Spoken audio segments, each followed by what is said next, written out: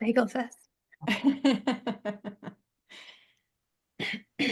So we're going to let everyone kind of file into the room, and we'll go ahead and start here in about a minute.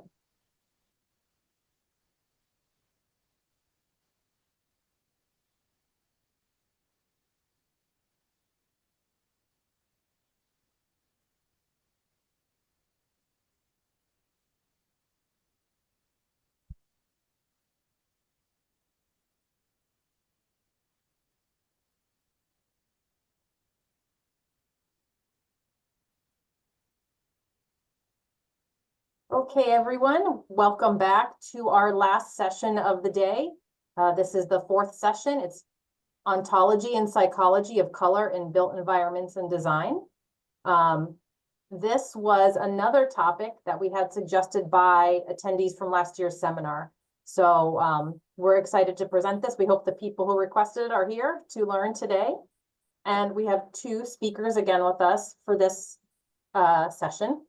We have Isla Kopsik. She is a senior interior designer with KGA. She's worked in the design field for over 13 years. She strives to create inviting and aesthetically pleasing spaces that address clients' needs, maximize function and safety, and enhance the overall mental and physical experience of space. Isla has worked on numerous projects across commercial, civic, healthcare, hospitality, and education sectors. She's also a painter and illustrator and is currently working on her WELL AP certification. Joining Isla is Kelsey Timmons. She's an architect at KGA. She has worked in the design field for 7 years. Over the course of her career, she has worked on various projects through different project development phases in both architectural and interior design. Kelsey has participated in all aspects of architecture, from schematic design through construction documentation, for many different building types, from ground up government buildings to office tenant improvements. She believes color, materials, and a connection to nature are all key aspects in creating spaces that positively affect clients and end users alike. Isla and Kelsey, there you go. Thank you. Good afternoon, everyone. I'm Isla. Since we had that write-up, I am officially a WELL AP accredited designer. So that was maybe 2 weeks ago. So yeah. And this is Kelsey. And we're really, really excited to be here today. We have spent quite a while here really learning everything about color. And we were nervous that we wouldn't have 2 hours to fill, but turns out we had more than 2 hours. So we had to cut back. And we're just really excited to share this with you guys. And we hope that when you leave here today, you'll be just as excited. So, you know, especially within our industry, we've seen how color influences not only aesthetics, but our emotional responses, our overall well-being in the spaces we inhabit. Color is everywhere, and it plays a really, really important part in everyone's experience in the world.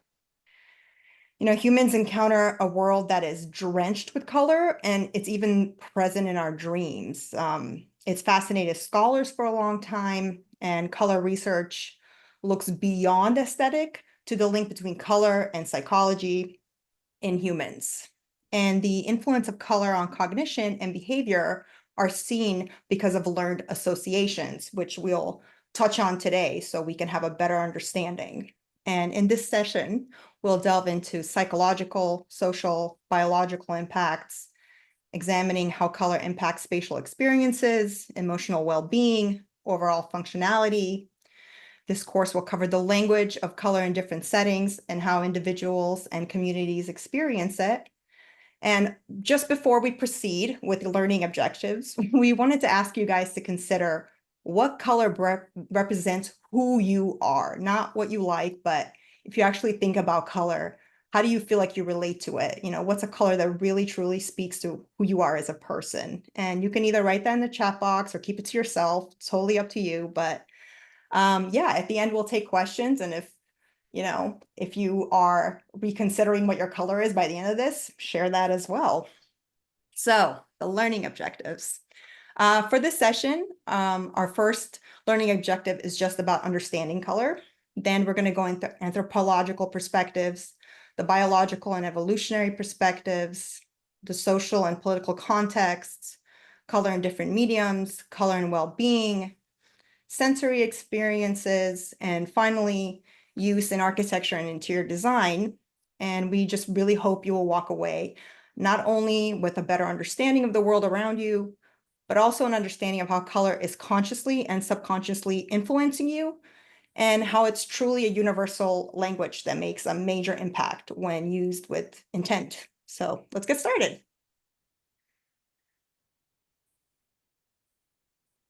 All right, so we're going to first discuss color itself. How do we define color? Color, when we talk about it in the purest form, is essentially hue. So red, yellow, green, blue. It has 3 dimensions: hue, saturation, and value.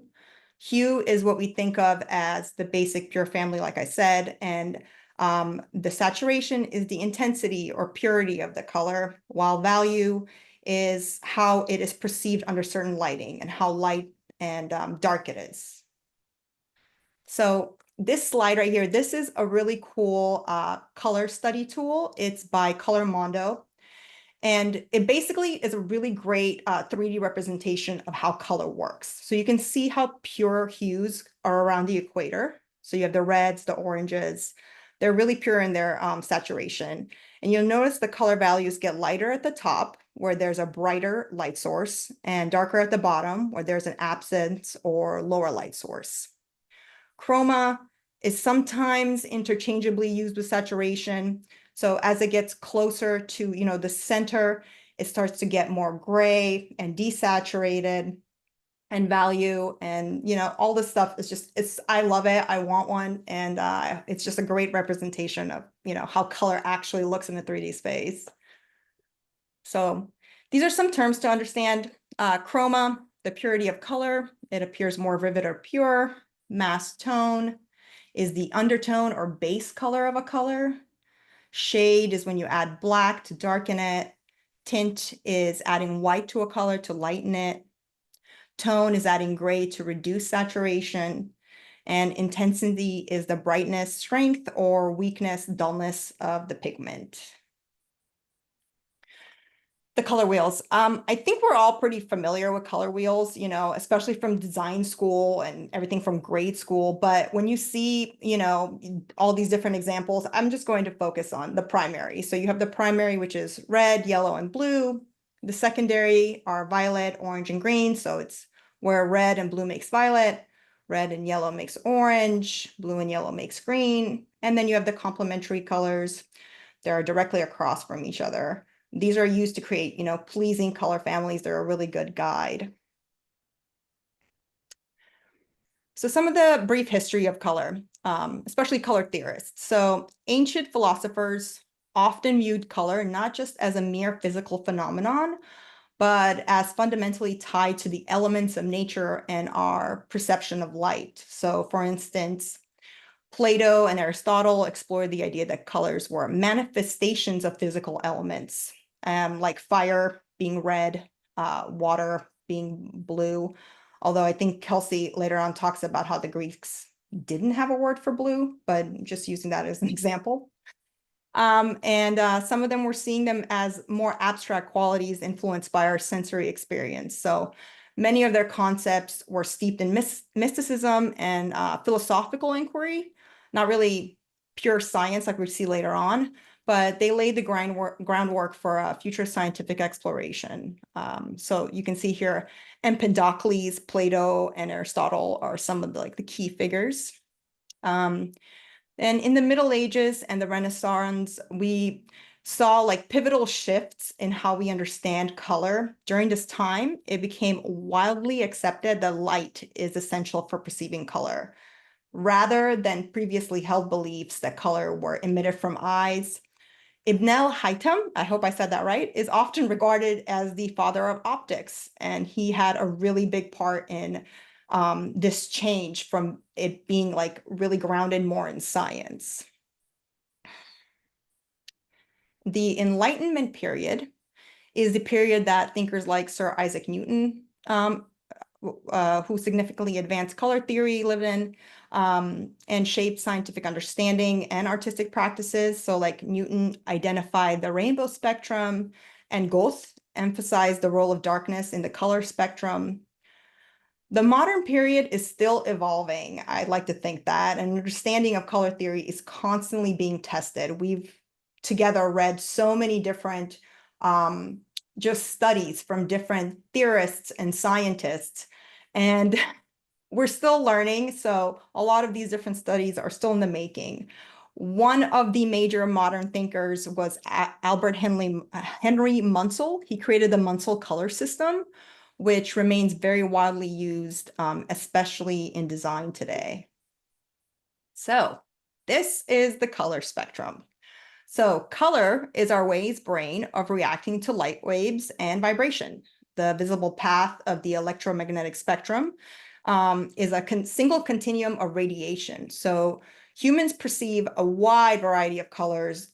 The range is only limited because of our biology and the structure of our eyes. So there are, in fact, colors beyond human perception, including those in the ultraviolet and infrared ranges, as well as colors that might be accessible through tetrachromatic vision or technological enhancements. So like think like VR.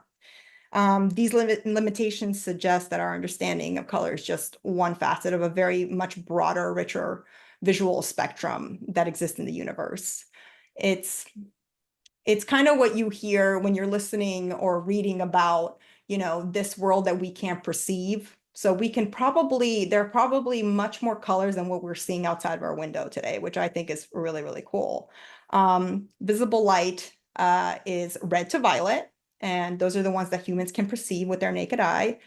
Red has the longest wavelength and lowest frequency, and violet has the highest frequency. Then we have infrared light, which is longer wavelengths than red. So your examples would be TV waves, radio waves, microwaves. And then we have ultraviolet UV lights, such as like X-rays and blue light from phones and UV rays. So Kelsey's going to actually go further into this, and she'll explain some of the biological and evolutionary perspectives. Yes, thank you, Isla. So in this coming up section, we're going to be talking about the basis of color perception and how that can kind of change based on either your biological or your genetic differences. So let's go a little bit more into what Isla was talking about how light is, or color is just kind of how we perceive light based on how it enters our eye and interacts with our biology. So light enters our cornea and it bends it towards our pupil. It then controls the amount of light that hits the lens behind it. And the lens is what focuses the light to that retina, which is that curved portion at the back of your eye. And that curved portion is where we see all those rods and cones. The average person has about 110 million rods and 6 million cones. The rods are what help you in dark and dim lighting. That's when they activate. And then the cones are what triggers our perception of color. So in dark and dim lighting, where the rods are more active, we tend to see more in shades of gray because they don't have the ability to see in color. And then the cones are what contain what they call photopigments, or color detecting molecules. So humans typically have 3 of these photopigments, and then those are what combine to allow us to see all those colors of the rainbow. Dogs, on the other hand, have 2, red and green, so they can typically see in the red to green wavelength, so they can pick up yellow as well, since not like, primary colors or like a color wheel changes color. This is more about the spectrum. So green and red make yellow. And so humans, like I said, have the 3. We have green, red, and blue. And then each of these, again, allow us to perceive different colors and different wavelengths. So red perceives the long wavelengths, green perceives the medium, and blue perceives the short. So this is where that L, M, and S designation comes from. So the rainbow isn't really 6 or 7 colors, depending on if you count indigo in your rainbow, but it's more of a spectrum of color that goes from the reddish tints down to the violets. However, that's not all the color exists. Like Isla was mentioning, some life forms have even more photoreceptors. So butterflies have 5 of them. They have the same ones that we have, the green, red, and blue, but they also have 2 additional that we don't really know what they correlate to color-wise because we can't see them. So their ability to perceive extra colors is way more than what we were able to perceive. But then there's mantis shrimp. Mantis shrimp have 16 total color or photopigments, and I no one can fathom what that means, because that's an incredible number. I couldn't even draw all the lines connecting all of the pigments together because there's just too many of them. Um, and then just for something fun, this this is a mantis shrimp. They're crazy little violent creatures, so their front appendages can go accelerating with the same velocity as a gunshot from a 22 caliber rifle. It's so fast that it's so fast that the water literally, I was getting too fast. I was just so excited. So yeah, so the water literally boils in front of them and then creates this bubble that collapses and sends out a shockwave, and then that kills the prey, which is nuts. So the oatmeal, if you're familiar with the oatmeal, it's a guy who does all these cool webcomics and he has some games like Exploding Kittens. But he did this great long comic all about them, which is where I first learned actually about the mantis shrimp and their crazy color perception.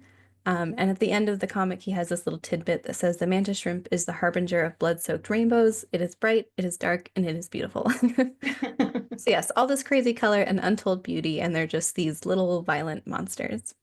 So yeah, now I'm going to turn it back over to Isla for a bit.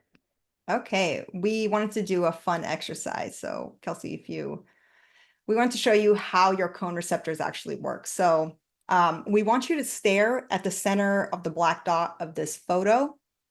It's going to switch, so keep staring and try not to blink. Okay, Kelsey. Okay, keep staring and focusing for just a couple of seconds. It's going to eventually switch over to another slide, but if you focus on the center dot and try not to blink too much, you'll be able to see what we want you to see in the next slide.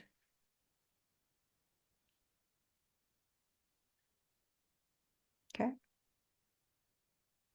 So if you focus in the center, this is an example of cone receptors being bleached. So right now, when you're staring at the center, you're seeing the colors come through the black and white photo.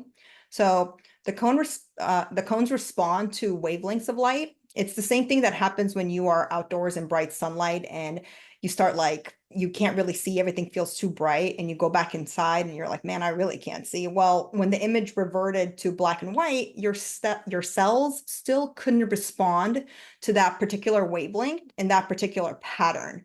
So what you therefore see is white light minus the bleached color. So white light minus orange is that blue you see, for example. So if you show them the actual image now. So what it actually looks like is this. So hopefully you kind of got somewhat close when you were staring at the gray. Good I know for kills. me, the green Thanks. really pops out, the green and Yeah, the orange on the ground. yeah, it's Very cool. cool. Yeah. So yeah, so now let's talk about some human biological differences. Very fun. I think there's probably many women on this call, and I'm sure quite a few of them have had the experience where they're trying to talk to some fella in their life, either in their professional or personal lives, and you're trying to get their feedback or their opinion between a couple colors, and they tell you, no, that's the same color, but you're very adamant that no, they're definitely two colors. But there is an actual reason why that tends to happen. Women are typically more adept at distinguishing between subtle gradations than are men. And this is even more evident in the middle of the color spectrum, so those kinds of greens and yellows. That being said, men are able to perceive changes in brightness across space more so than women are. This is something that can help determine fine details and rapid movement, which can be useful for reading an eye chart or recognizing a face. One theory is that it goes back to our evolutionary hunter-gathering kind of days. So men were needed to be able to distinguish between predators and prey from far away. So they needed that kind of ability to see those fine details and that rapid movement, where women needed to be able to see closer up for foraging and gathering. So finding the differences between shades of colors were much more important. Another reason there's this division between men and women is that women tend to have a larger color vocabulary, meaning they have names for multiple shades of blue or green. However, in the same study that showed this difference between the genders, it found that older men had a better time distinguishing between colors because their color vocabulary tended to be larger than men and women that were younger.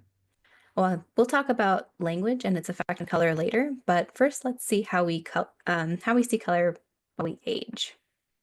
So it's long thought that newborns aren't able to see color, but recent research has found that they actually can see color. It just needs to be highly saturated, large, and a certain color, red, in fact. This poor detection of color is due to retinal and cortical immaturity. Basically, their ability for their brain to fully process color through the light entering their eye isn't fully developed yet. From newborns to 1-year-old, babies are sensitive to light's intensity and to contrast. They prefer focal colors, such as monochromatic blues, greens, yellows, and reds. Colors for them act as a visual stimulus. From 1 to 3, toddlers are beginning to see more depth and more relief in their surfaces and forms around them. So pastels, dark and warm tones are better suited for toddler spaces. Color for them is seen as an indicator for them to help start to differentiate between objects. And then from 3 to 6-year-olds, we're beginning to see color as a response to their personalities. It's also a time when color blindness can begin to be detected. Color for them is now a communicative signal. They're able to name more complex colors like pink, purple, gray, and brown. And then for 6 to 12, color is beginning to promote the process of identity. They're selecting their own colors and their preferences. Color now has a meaning associated with it. So educational, social, and cultural references all play a role in identifying what that meaning is. On the other side of the spectrum, though, we see that color perception can change as we age. Around the age of 40, the lens begins to yellow due to the UV from sunlight. This yellowing of the lens reduces the amount of blue light that reaches the retina and potentially changing how we perceive color. There's other biological differences as well, like the macular pigment, which absorbs short blue wavelengths of light. So depending on what you eat can determine what that thickness is, and diets that are higher in leafy greens will have a thicker pigment. The color of your pupil can also determine your ability to perceive colors better. Those with blue eyes tend to do slightly better in color test discrimination than those with brown eyes. And then there are also genetic factors that can affect vision and color perception, like color blindness. There are 4 categories that color perception can fall into, and we're just going to try to power through the names of these.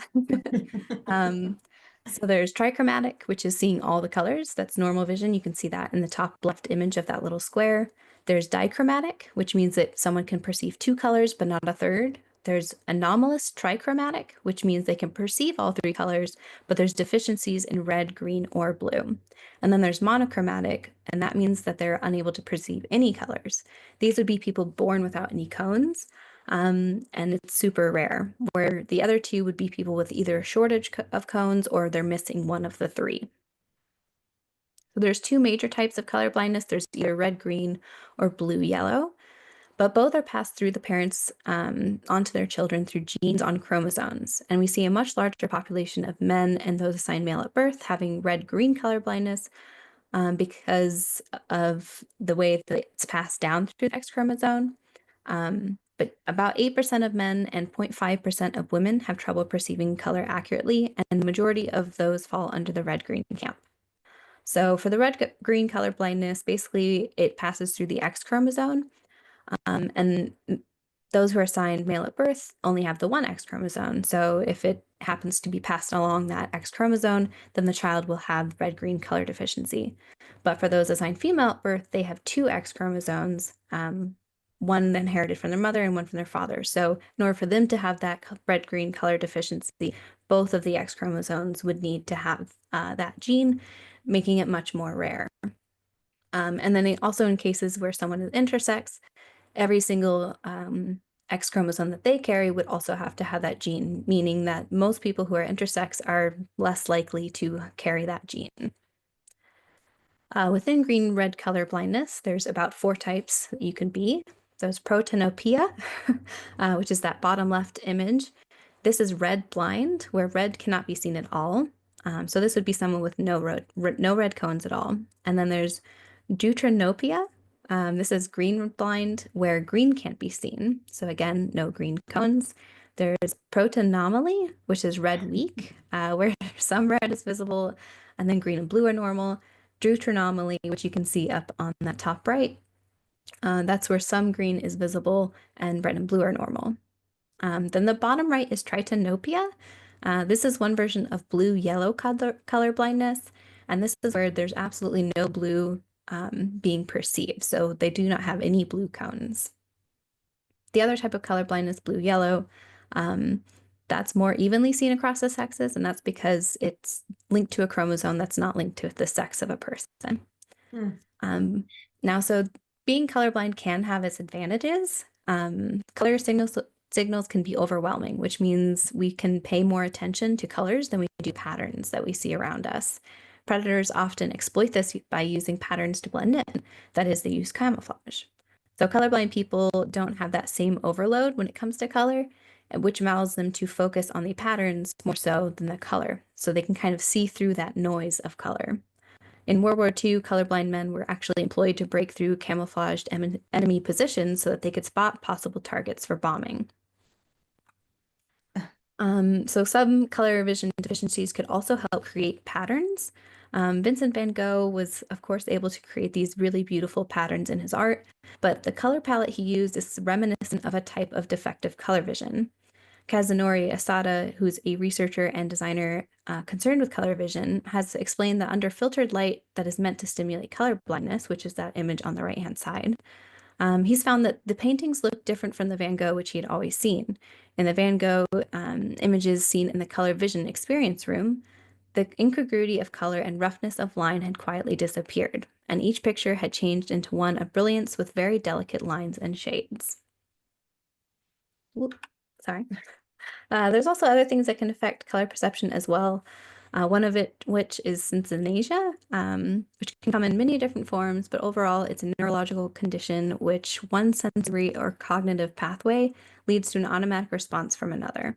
Basically, it's believed that there's kind of an interconnectedness between parts of the brain that are tied to sensory stimulus. So while the primary visual cortex is being stimulated by perhaps a color, maybe the parietal lobe, which tells you to taste, could be also stimulated.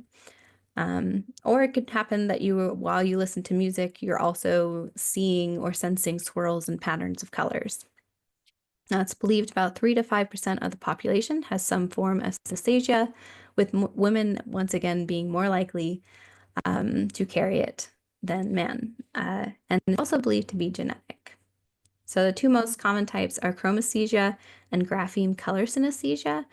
Chromesthesia occurs when certain sounds, like a car honking, triggers the perception of color. And grapheme color synesthesia occurs when letters and numbers are associated with specific colors. There's also like a ton of other ones too, but I think the ones that have color are, I don't know, interesting to associate a number with a color. Yeah, so there's also some potential benefits as well. Research has shown that those who experience this synesthesia tend to have more vivid mental imagery and demonstrate more creative thinking. That's why I think we hear a lot of artists typically say that they have this synesthesia because they're maybe more prone to being creative. We touched on how cones are how we perceive color, and that different species, have different numbers of cones. We, along with other primates, have 3. This is called trichromacy. However, there is some evidence out there that tetrachromacy may also exist in humans, meaning that they have 4 cones. So besides red, green, and blue, there is another one that may be more sensitive in the orange range. Research shows that it's very rare for this to happen, but it can be more common in women. It's kind of due to the same reasons that men are more likely to have color blindness, and that it's passed down through the X chromosome. And then this extra cone will perhaps allow them to see up to 100 million different colors when typical normal vision is about 1 to 10 million colors. Wow. Another factor, yes, it's a lot of color. Another factor that can play into color perception is the idea of metamerism, or the existence of metamers. So metamers are colors that appear identical to us that are actually quite different under the other lighting conditions or to someone with a different sensitivity to color. So maybe you've been to a store where you're shopping and you saw a shirt and it looked great and it matched maybe something you were wearing or another item that you picked out. But then when you go home, you realize that they don't match at all, and this is a completely different color. But it's not really the color of the item that's changed, it's just that the reflection or the absorption of light that's emitted from that shirt has. So your color temperature in your house might be just different than the one in the department store. Okay, that was a lot. The other ones I swear aren't as intense, I don't think. So anthropological perspectives. In this section, we're going to be talking about how culture and language can change how we see color and how we can interpret color in meaning. So color can mean a lot of different things, especially depending on its context. Depending on the culture, a color can take on a very, very different multitude of meanings. Let's look at the color red. In a lot of Western cultures, red can mean love. Think about all the red that we see on Valentine's Day, but it can also mean anger. Think of the little anger emoji that you can select, or perhaps a cartoon character with steam coming out of their ears and a red face. But in a lot of Eastern cultures, red can mean good luck. So the Chinese Lantern Festival, which symbolizes the end of the lunar year, includes hanging up red lanterns to evoke good fortune. This is also why red is typically associated with weddings in many Eastern cultures like the Chinese and Indian cultures. While the exact reasons may vary, both cultures take it as a sign of good luck and promote prosperity in the marriage. Speaking of marriage, in a lot of Western weddings, white is typically used. White can also be associated with purity and humility, which I think is why it tends to be used in a lot of weddings. And it can also be associated with cleanliness. Think of all the hotels using very crisp white linens that help kind of evoke the feelings of being a fresh and clean space. However, the opposite is seen in a lot of Eastern cultures where white is typically a color used for mourning and death. Using white lilies as funeral flowers is very common. And in fact, death and color can vary very widely across the globe. Black is typically a color for mourning in many cultures, including here in the United States and across Europe. While, as we previously said, white is typically used in many Eastern cultures and also has ties to Buddhism and Hinduism. In South America, we see green as the color of death, and in Mexico, we see a lot of purple in Dia de los Muertos decorations. Can't say that as fast. And then pink is also, or purple is also linked heavily to Christian beliefs, so it can symbolize death of Jesus or grief as well. Orange marigolds are also seen as a flower of death in Mexico and in Latin America, and it can also be associated with loss and mourning in some Middle Eastern cultures as well. Color can also be heavily tied to religious and spiritual beliefs. So in Catholicism, blue is heavily associated with the Virgin Mary.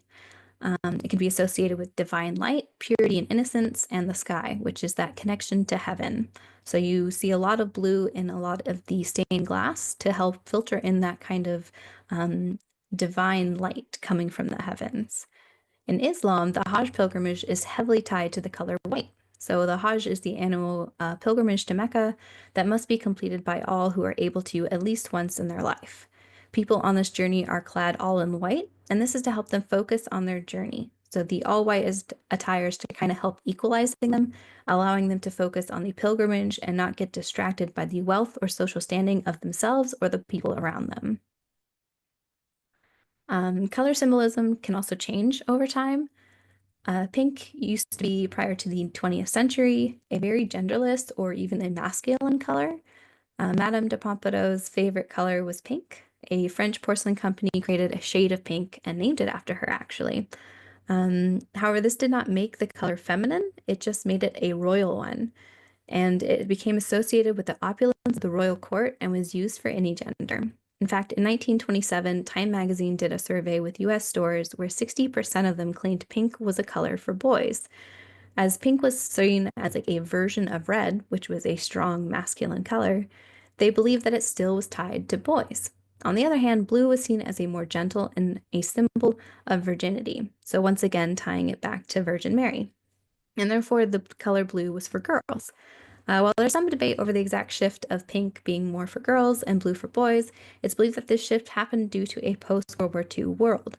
Women, after entering the workforce due to the lack of men at home, were being pushed back to the house. And ads began to depict women in bright and frilly outfits, trying to portray what they believed to be the ideal housewife. And at the same time, men's outfits and fashion became more simple and neutral, kind of mimicking their military uniforms. Purple is another color that has changed over time. Purple used to be a very expensive color dye, so it became a symbol of wealth and status. In fact, many rulers and leaders used purple to cement that status. There were even parts of society that made purple a color that was only to be worn by those who were royal. And while some countries and cultures still link purple to royalty today, due to the technology that we have, purple is no longer such an expensive color to create. So we see many people wearing purple that may not have had the wealth or status that was once so closely tied to that color. Language also plays a very, very large role in color perception. There are many languages throughout the world, and the language that you speak can often influence how you see that world around you. So languages tend to categorize colors, but depending on the language, there may be more or less categories. Researchers have seen the naming of colors actually tends to follow a fixed order. So the first two terms are always black or dark hues and white or light hues. Then we see red being introduced, which may include orange. And red is seen kind of as the first color, since it was often used in cave paintings. So it was a color that was often the one that cropped up first in art and also in the language. Then there's either yellow or green, followed by the other one. So if yellow was the next, then green would follow. And then blue and brown would enter the language at the end. Most languages tend to have 2 to 11 color categories. In fact, the Dani people in Indonesia only have 2 terms for colors. They call them dark or light. Dark is roughly the colors that are cooler, and light is the warmer colors. The Walpiri people in Australia's Northern Territory are actually one with a language that does not seem to focus on color at all. They have no color terms at all. There's not a single one. So if they were talking about perhaps not liking a brown banana, they wouldn't say, they don't like the brown banana, but they'd say that they don't like ripe bananas or soft bananas. They would use a different property to describe the banana, and they would not even mention the color of it. They focus instead on the texture, the physical sensation, or the functional purpose. So due to this kind of fixed order that color enters the language and the way different languages vary in how many categories they include, it was long believed that ancient Greeks were unable to see the color blue. There were no examples of using the color blue in any ancient texts, and Homer, who was the author of the Iliad and the Odyssey, never uses the color blue to describe the sea or the sky. He describes it as wine dark or wine-looking sea. So researchers now believe that they could actually see the color blue. It was just simply an issue with their linguistics, that they did not have a name for the color. And they believe that, in fact, that the colors green and blue weren't separate, but in fact seen as one single color. So while it was believed that the ancient Greeks, could still see blue even without a word for it, there is still some merit to how language can alter our perception of color. A joint study by the Norwegian University of Science and Technology and the University of Oslo studied these effects with Norwegian and Lithuanian speakers. There were 3 categories of people: monolingual Lithuanians, monolingual Norwegians, and bilingual of both languages. They had the participants then distinguish between shades of blue on a scale from 1 to 20. Those that spoke only the Norwegian language, and they only have one word for its blue category, which you can see on the top, will say that it's blah, maybe.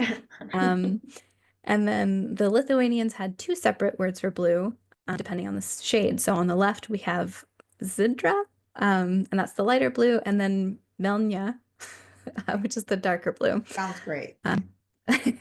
It's only a guess. So yes, so the language professor Mila Volkanova at NTNU stated that this supports the idea that the language that we use can affect how we perceive colors, and that this link is very dynamic and dependent on the activation in the brain, because those who are able to speak Lithuanian with the 2 different types of blue colors were better able to distinguish between the shades of blue than those who could only speak Norwegian. And then on top of that, the study also showed that when the bilingual Lithuanian-Norwegian participants were only thinking in Lithuanian, where there's the 2 words for blue, they had an advantage in distinguishing between the shades. However, when they were speaking in Norwegian, where there's only 1 word for blue, this advantage was no longer present. So Volkanova added that this suggests that language not only shapes how we communicate about color, but also affects the color categories that establish themselves in the brain during childhood, and that this can directly affect how we perceive shades of color. Our color vocabulary can obviously make a very large difference in how we perceive colors. Artists and designers all have different names for colors in their vocabulary. You can look at, lipstick for an example of how we can really name things in a weird way. But we all have, I'm sure, a fan deck on our desk that has a very wide range of colors. So we are all very well versed in different colors. But compare that to someone who may not work around colors much or may not have a, as wide of a color vocabulary as us.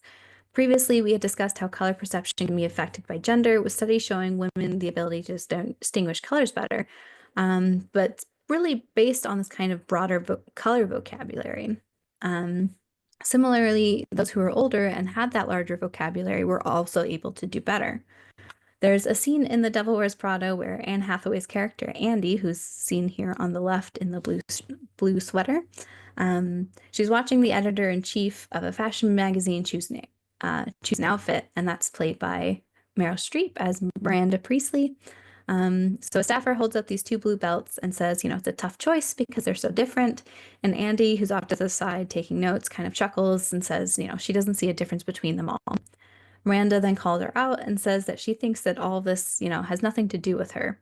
And she says, you go to your closet and you select, I don't know, that lumpy blue sweater, for instance, because you're trying to tell the world that you don't take yourself too seriously and that you don't really care what you put on your back. But what you don't know is that the sweater is not just blue, it's not turquoise, not lapis, it's actually cerulean.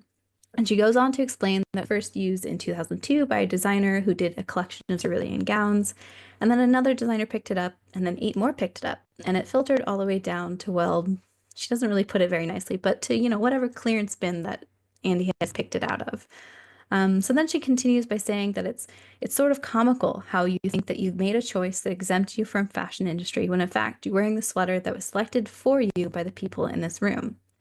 Because while Andy, someone who's, not very well versed in color and fashion, did not see the differences between the blues or take much notice of the blue of her own sweater, Miranda was able to give a whole backstory on a very specific shade of blue and how it was able to go from such an elite color used in this gorgeous gown collection all the way down to a color that was common enough to then show up on a discount rack in a department store.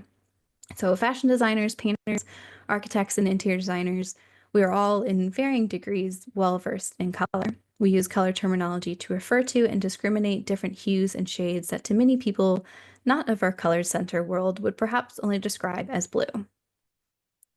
And now it's Isla. Oh my gosh, I'm going to talk about everybody's favorite topic.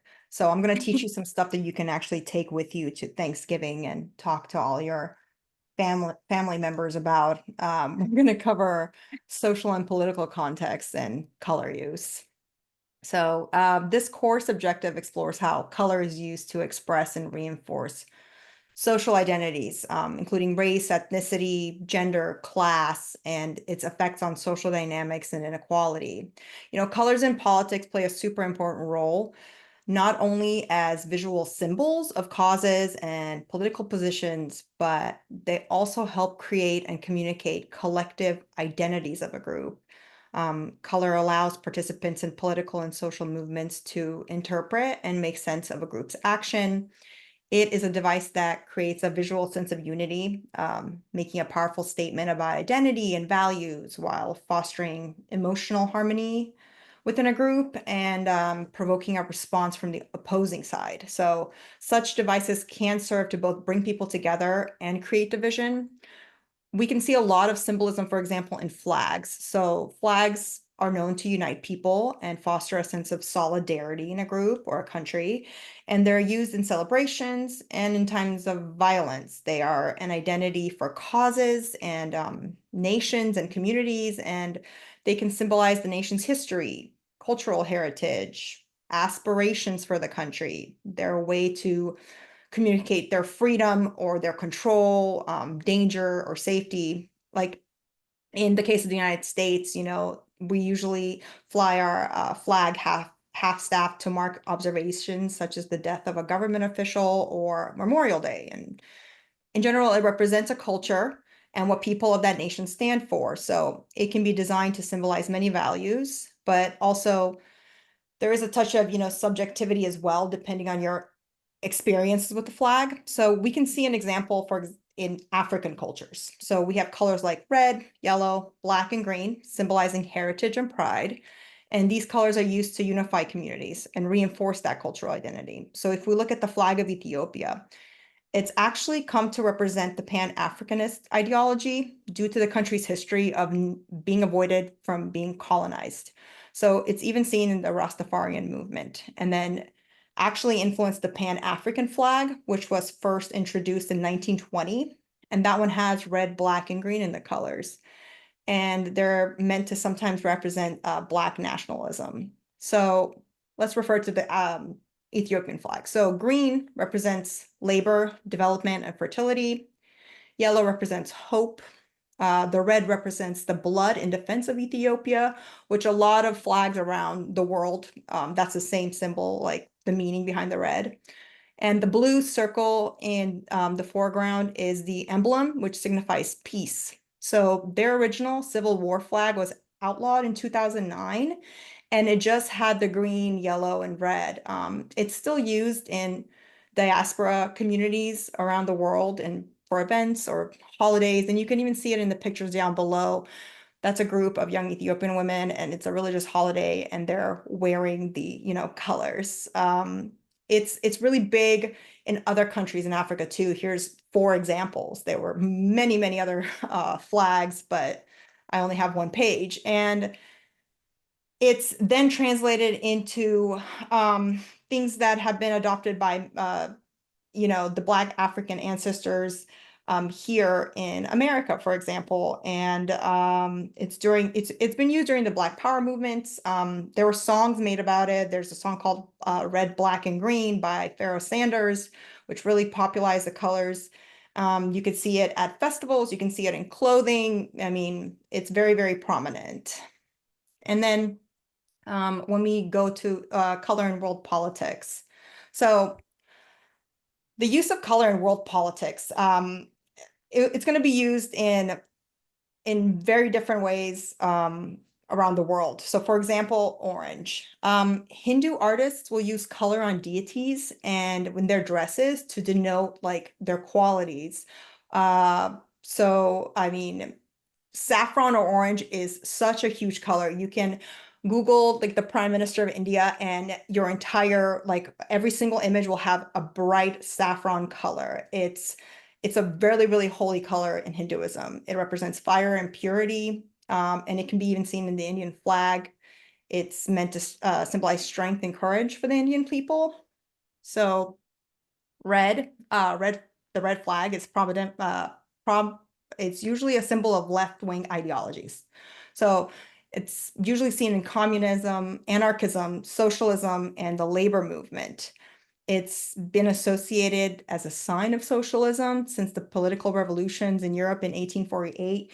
If you see old historical photos of the French Revolution, you'll see red flags. So flags in China, the UK even have them, Soviet Union, Vietnam, they all have red. And a solid red flag has been used as a call to action. It was even actually outlawed here in the United States. During the Red Scare in 1919, many states forbid laws. They had laws that forbid red flags. Later, it was deemed unconstitutional, but it is definitely used as a call to action for communism, labor movements, and anarchism. When we're talking about, I'm not going to get into politics, but red versus blue in America. In 1976, NBC was actually the first one to color code a map using red and blue. And by 1980, every other network was using it. The idea that Republicans are red and Democrats are blue, may today feel embedded in our symbolism and branding and the vernacular of when we talk about it. So blue states and red states, however, I mean, the current configuration, it was only really popularized and cemented in the public psyche since the 2000 elections. So George W. Bush and Al Gore.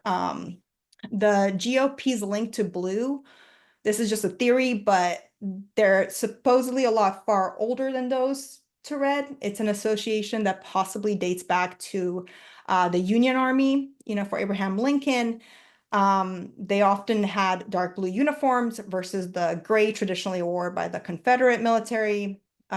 This is just speculation, and we can always, like, in retrospect, put meaning to things, but this color choice was just a resource choice and not a conscious color selection by the Union Army. Internationally, blue is often linked with wealth and conservatism, having historically been the most expensive color to produce, or at least one of them, including purple. And red, meanwhile, has long been associated with radicalism. There was actually one study, there's been a few studies, but one that really stood out was, it was a sociology and criminology professor, Benjamin Gross. He analyzed newspapers for the terms of red state and blue state, and he concluded that readers develop negative stereotypes of their fellow Americans based on these developed stereotypical red state and blue state behaviors and beliefs. And purple is actually a mix of red and blue, and it's now used to symbolize bipartisans and moderate approaches. So swing states are known as purple states. And these are political movements. So social movements enable a diverse group of people to act in unity, like we stated earlier. So this is where participants can interpret and make sense of their collective goals and actions through the use of color. Using a singular color can unify and cultivate emotional environments, whether positive or negative. So, for example, anarchism is a political philosophy and movement that is against all forms of authority, and it seeks to abolish the institution. It claims to maintain unnecessary coercion and hierarchy. In this example of the image, I mean, there's just everybody's really united. You see black, you see red, and it's very menacing seeing that many people coming at you dressed in red. And that's the whole point, right? They're meant to evoke that feeling in you. Women's movements are necessarily pink today. They used to use a lot of purple in the past. Environmentalist parties use green, and labor parties use red, like I stated earlier. LGBTQIA+ use rainbow and multicolored flags at rallies and celebrations. There's movements adopted of a certain color or a set of colors can create, and they can convey new meanings. So like some of these can change over time as, things evolve or the parties start to separate in some way. So if the color of your political party is displayed heavily in your environment, you can feel a sense of strength, unity, cohesiveness, safety. If you're in an environment where you're in the opposing party's area and it's your political rival, you can feel isolated, anxious, afraid, angry, and it only increases and intensifies the more people you see, right? So it's already communicating something to you. It's signaling unity in the group. And that can be done through architecture and interior design too. And that's why it's so important to really understand your demographics. And if you're creating a space, it's far more important with creating a sense of unity within a community as well.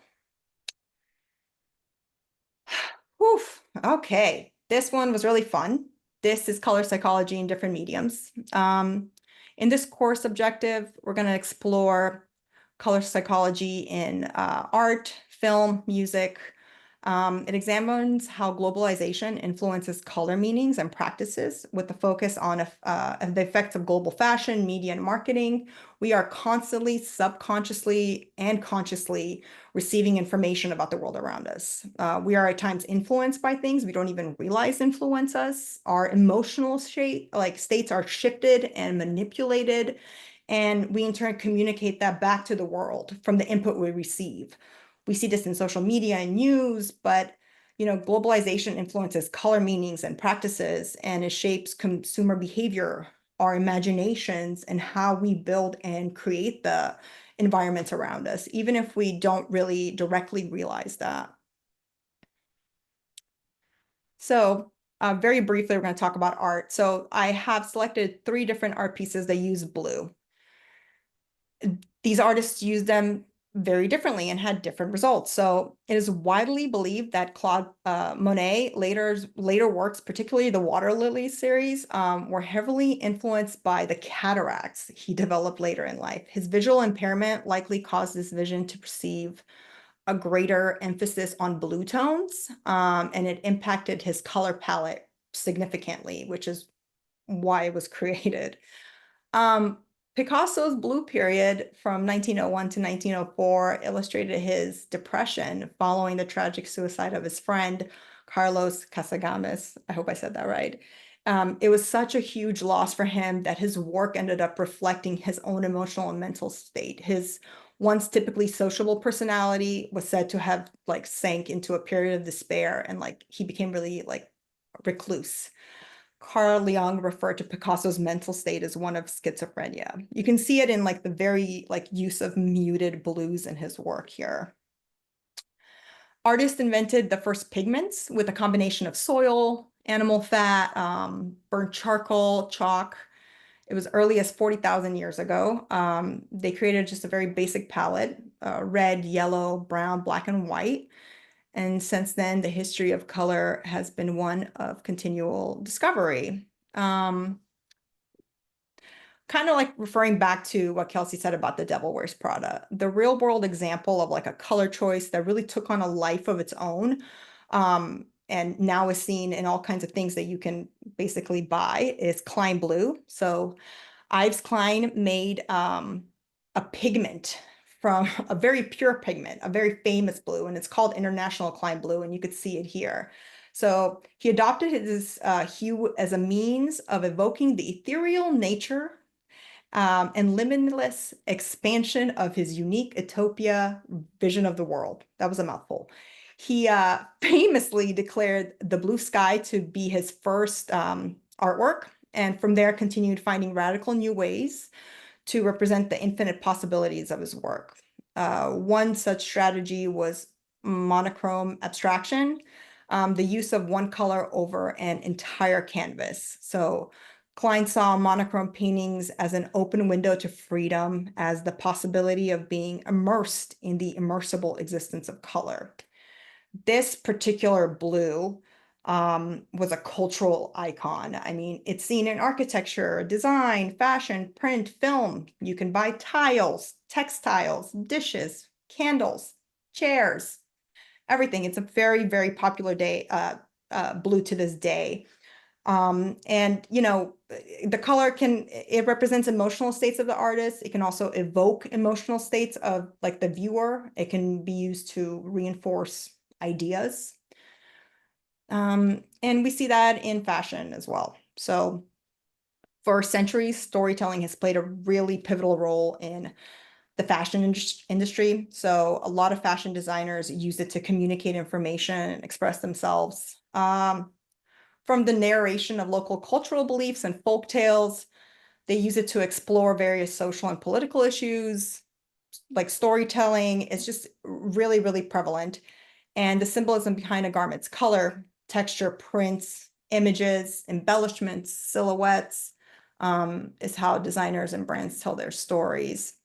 Usually fashion shows will have a singular design vernacular for the season or the collection, and it's then used throughout, and that creates this really rich story with just using textiles and shapes.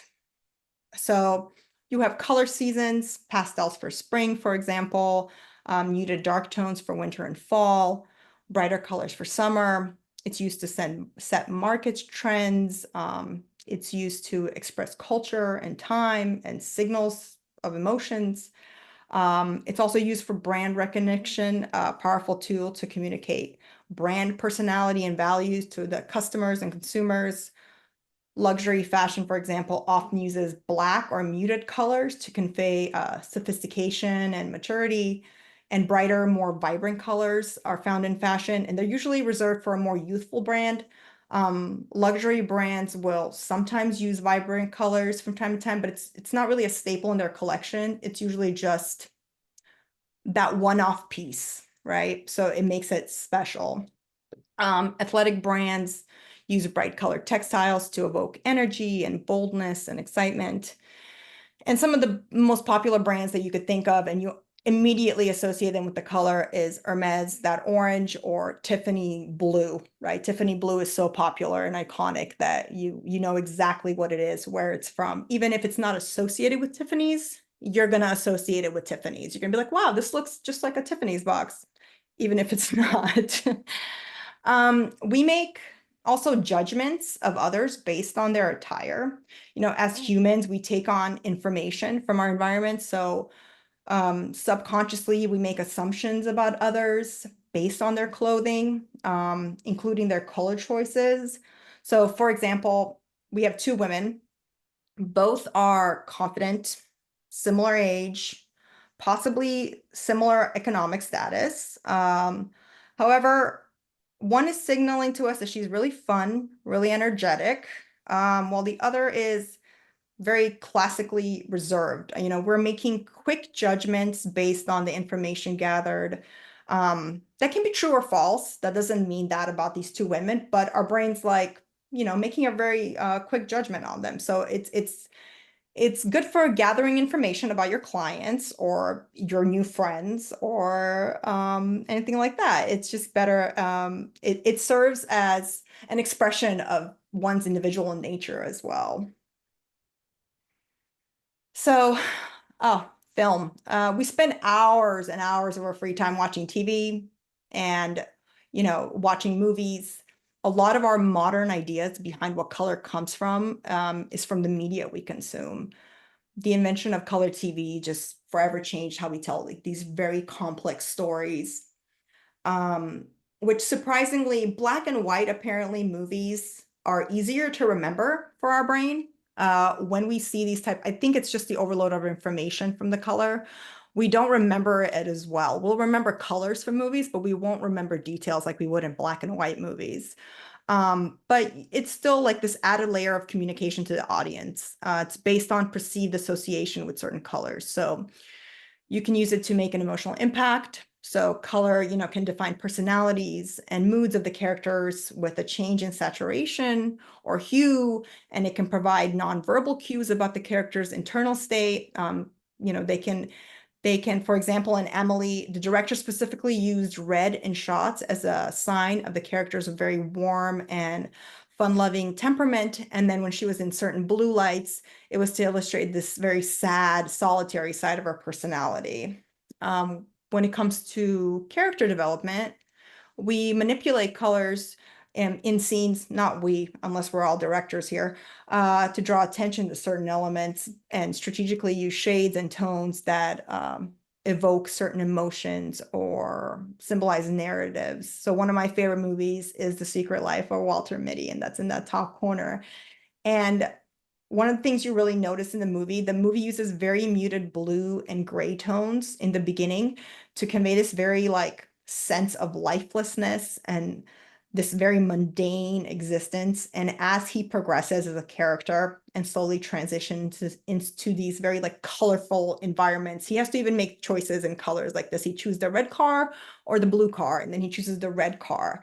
And automatically I'm signaled, oh, he's choosing excitement, right? If you choose the blue car, then he's going to go back and drive back to this very like sad, lifeless life he had, even though that's not really what's happening. That's what my brain's getting from it. So, and different cinematic styles can be seen for different directors. Like Wes Anderson's pastel color schemes are very, very just in the lexicon of cinema. Everybody's going to see a shot from one of his movies, or if somebody's copying him, they're going to automatically think of him. Symbolism can be used very, very useful. Like in The Handmaid's Tale, the show uses a limited color palette, but it's very much dominated by this very rich red and white to underscore the themes of oppression and control. And the use of red in particular symbolizes the handmaid's role as reproductive vessels. I mean, I guess if you're really analyzing it, you can also think back to, red flags symbolize rebellion, and our main character is somebody who's wearing all red. So it's almost also like foreshadowing that she's going to be a rebel. She's going to rebel against whatever oppression's happening. We can use it to affect lighting and mood.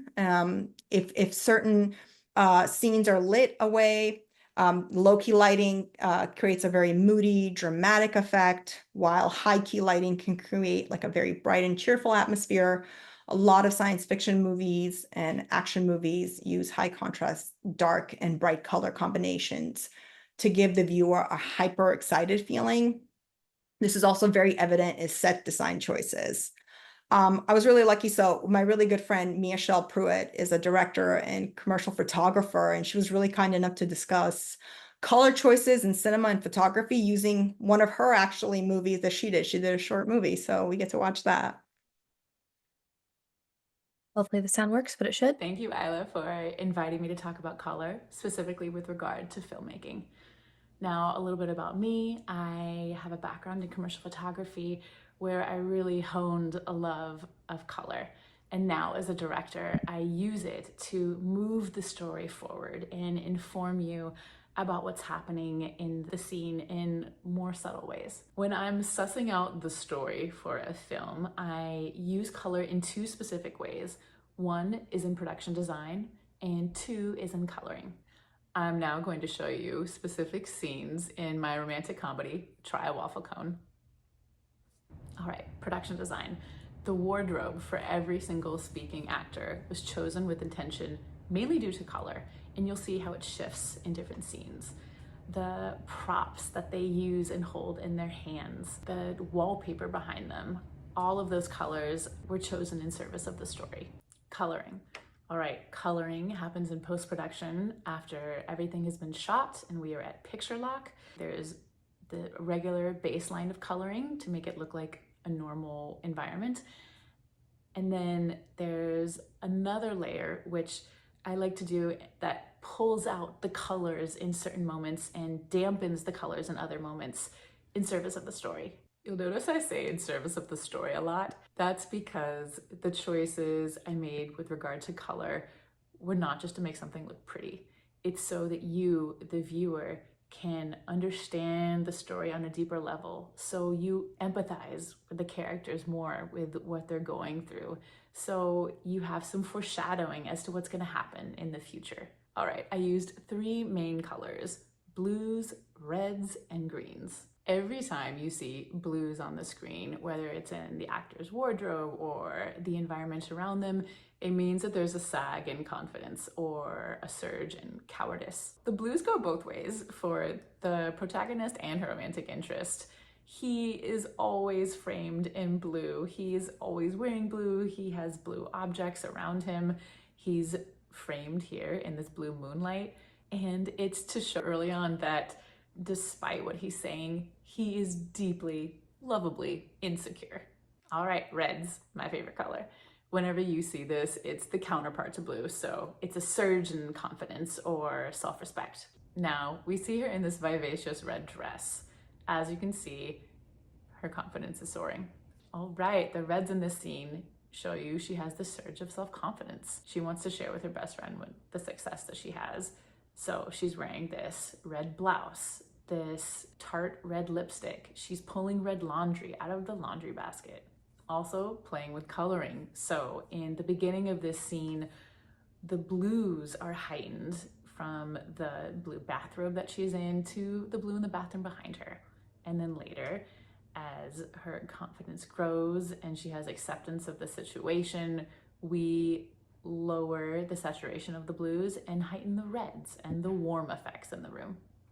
Now, greens. Greens are dedicated solely to the main character's best friend.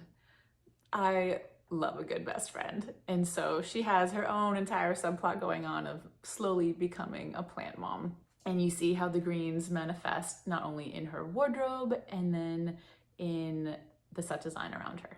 In this first scene, you see Josie, the best friend, is very polished, put together, framed in neutrals, but always shot against a lush green backdrop. Some time has lapsed and we see that Josie is slowly on the path of becoming a plant mom. Here, her outfit goes from all monochromatic to a pop of green underneath her blazer. The plant around her is now thriving. I love this. She is relaxed with her hair down, but she's also in this dark, deep green blouse with a floral headscarf surrounded by thriving green plants. All right, the final scene with Josie. She's in a casual, snarky plant shirt, denoting her official plant mom status, and as always, framed against lush deep green. Thanks for listening. I hope you enjoyed hearing about how I used colors specifically in different moments, and please check out my short film, Try a Waffle Cone, premiering 2025.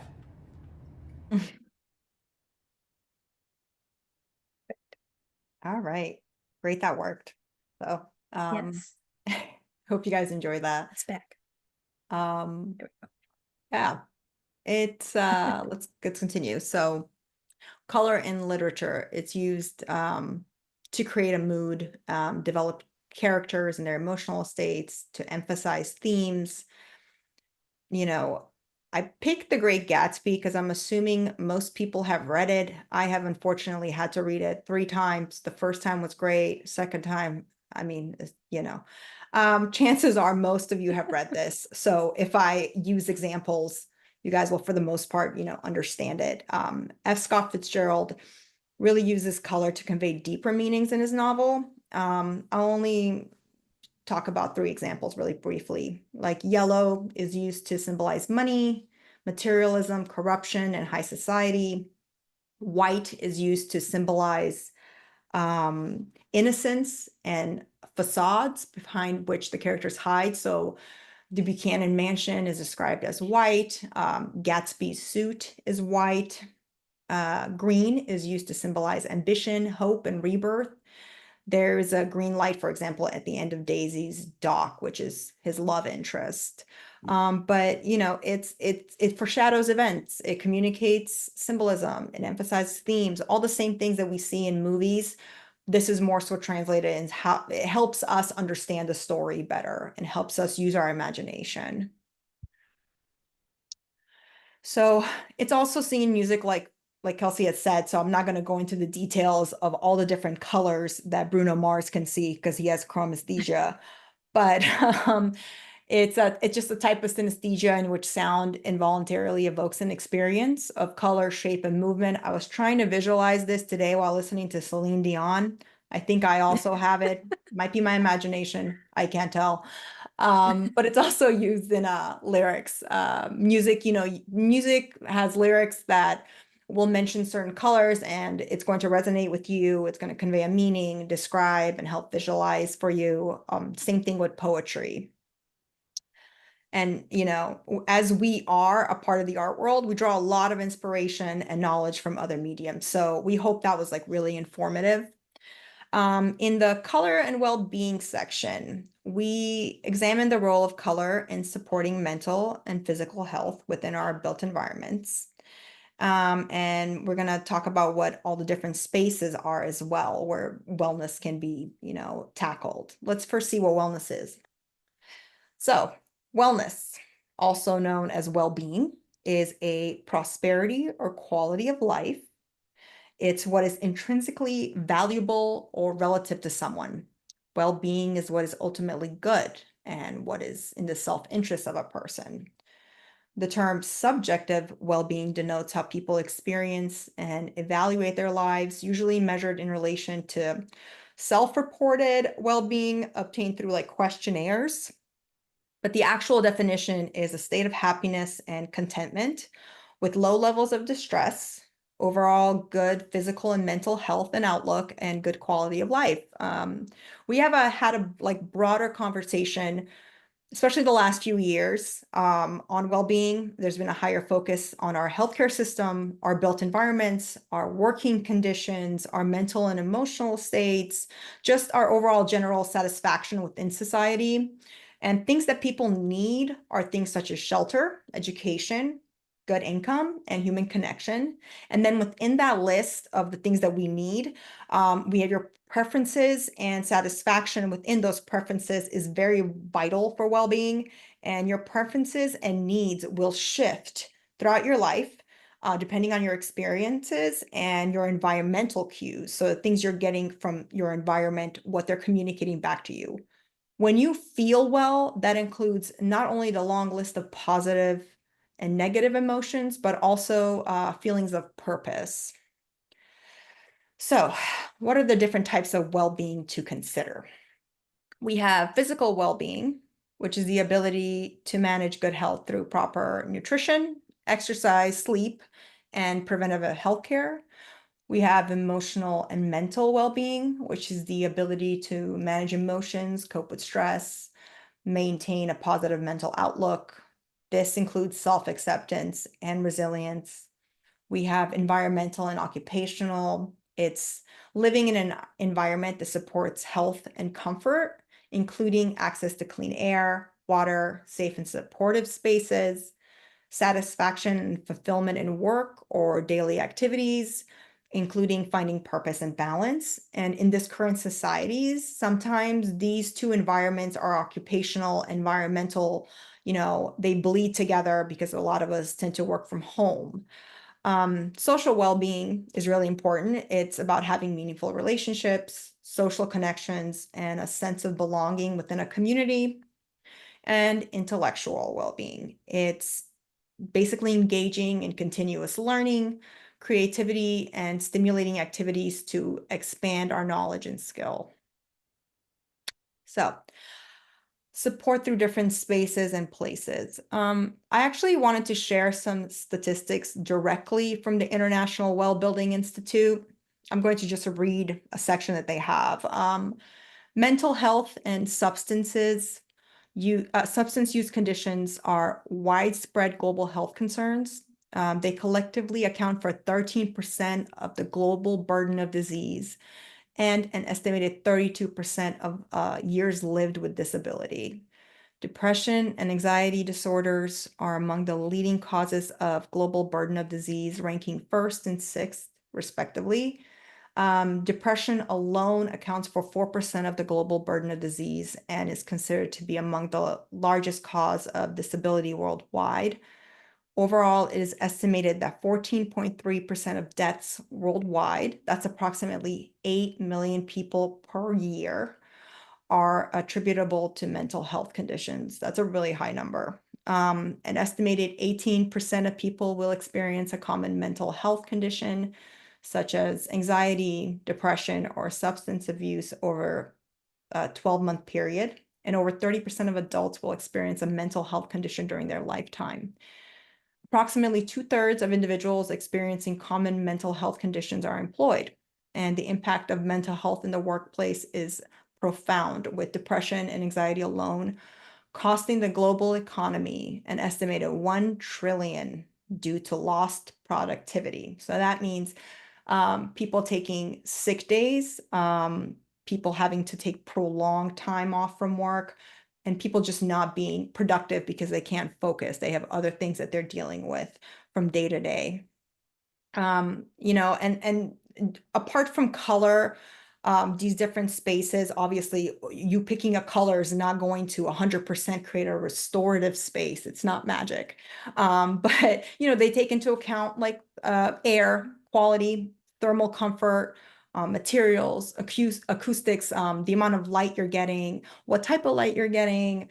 But color is a great way that we can just, if used intentionally, we can have that really help these spaces. So starting with restorative spaces. So these are spaces that support mental and physical well-being by providing environments that promote relaxation, mindfulness, and recovery from stress. They are private and comfortable spaces, and they can range from things like quiet lounges or areas for short naps to meditation rooms. I think also like mother's rooms would count for some of that stuff. Social spaces are communal spaces that are designated areas that foster social interaction, collaboration, and a sense of community. They encourage gathering, communication, connection. They are flexible sometimes and can range in activities that reduce isolation and enhance a sense of belonging. You know, they're meant to increase happiness and support the mental and physical health of individuals. Places to work. These are areas where employees engage in creative and or focus-driven tasks. They are spaces that prioritize physical and mental wellness, as well as safety and health, to enhance the overall experience of the employees in the workspace. And then we have places for learning.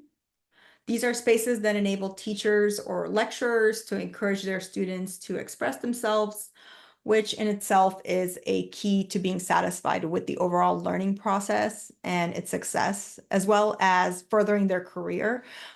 Schools that cater to various education levels, as well as spaces in offices for lectures and presentations, count as places for learning, and places for movement.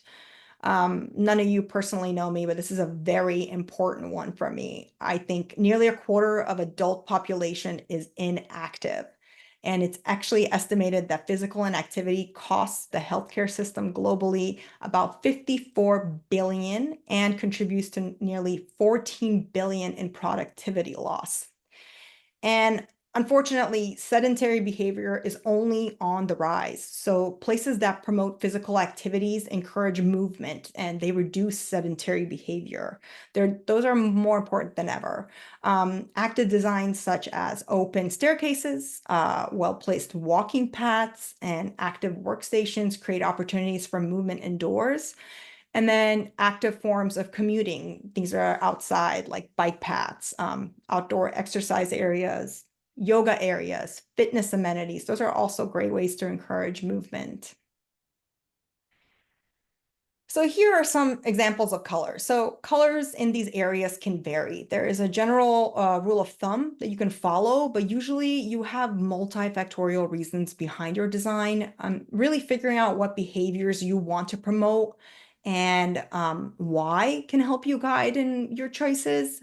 But you know, choosing colors that facilitate a better environment for your health is just generally preferred. So how do we build our communities and use color to help communicate some of these positive feelings that we wish to cue to the public? So we know that green promotes relaxation and calm.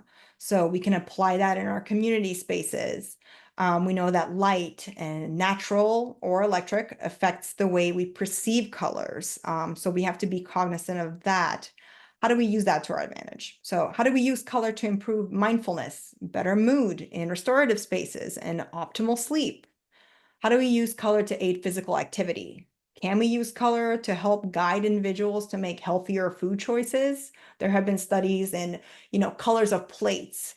There's this idea that I think if you paint a kitchen blue, people will eat less. I don't know if that's necessarily ever been proven in a study, but I think what we did find through our research is if you have a plate that's red or blue and you put, let's say, rice on it, that contrast is actually the reason you're going to eat more and you're going to have a less like deadening of your appetite. So it's not necessarily, you know, this magical color that like really lessens your appetite. Now, that being said, I have seen a restaurant before that was Pepto-Bismol pink, and I had zero desire to eat there. So there might be something to it, but I haven't studied it yet. So let's go next. I wanted to touch briefly on just like lighting in color and well-being. Infrared red light therapy has been all the rage for years. UV lights are known to kill pathogens, treat water, and disinfect surfaces. Green light has been shown apparently to help with pain. So there's been like one really big study, but it's a lot of interesting findings. Hopefully there will be more studies in some of these light therapies.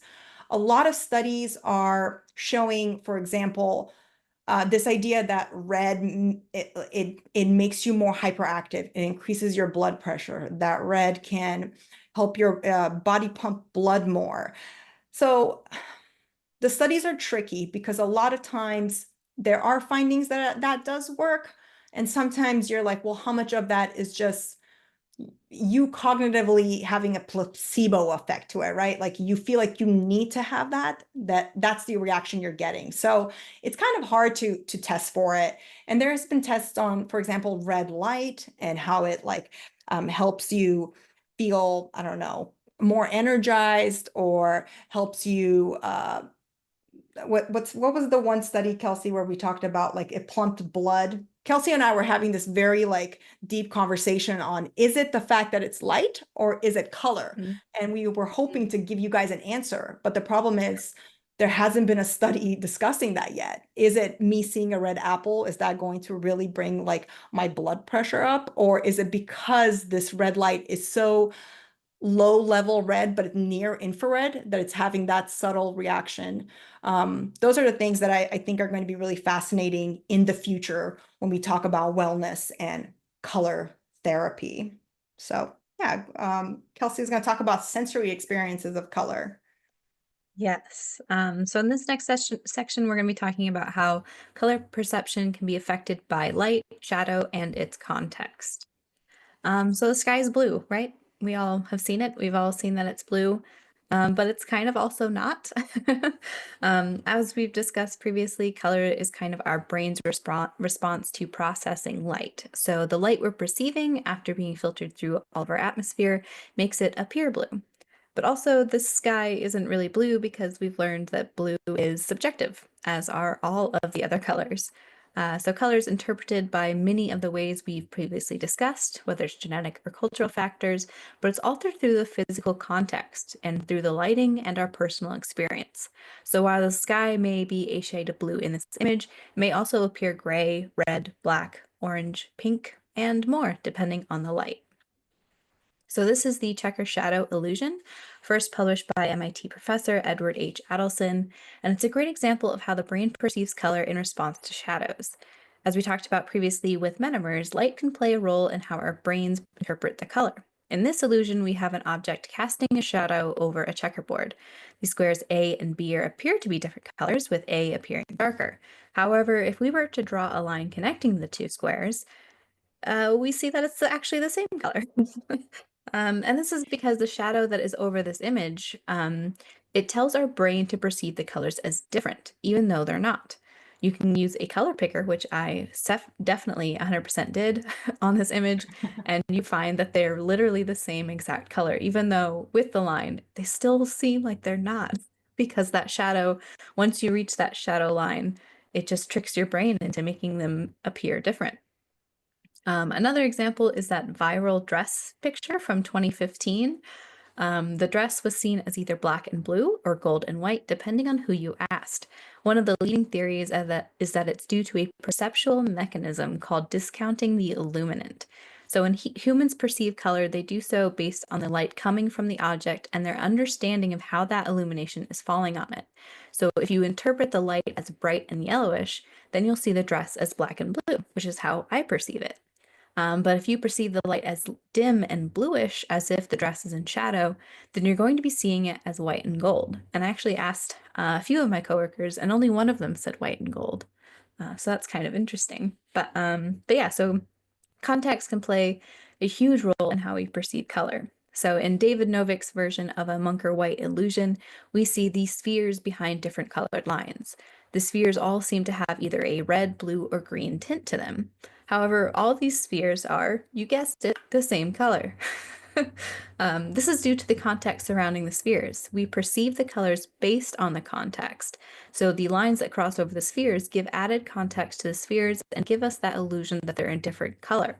However, if we once again go back and we focus on those spheres, you can actually start to perceive the color of the sphere rather than the color of the line.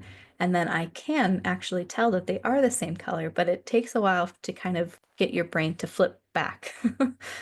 So not only can our perception of color differ based on its surrounding environment, but colors themselves can also change how we feel about a certain environment.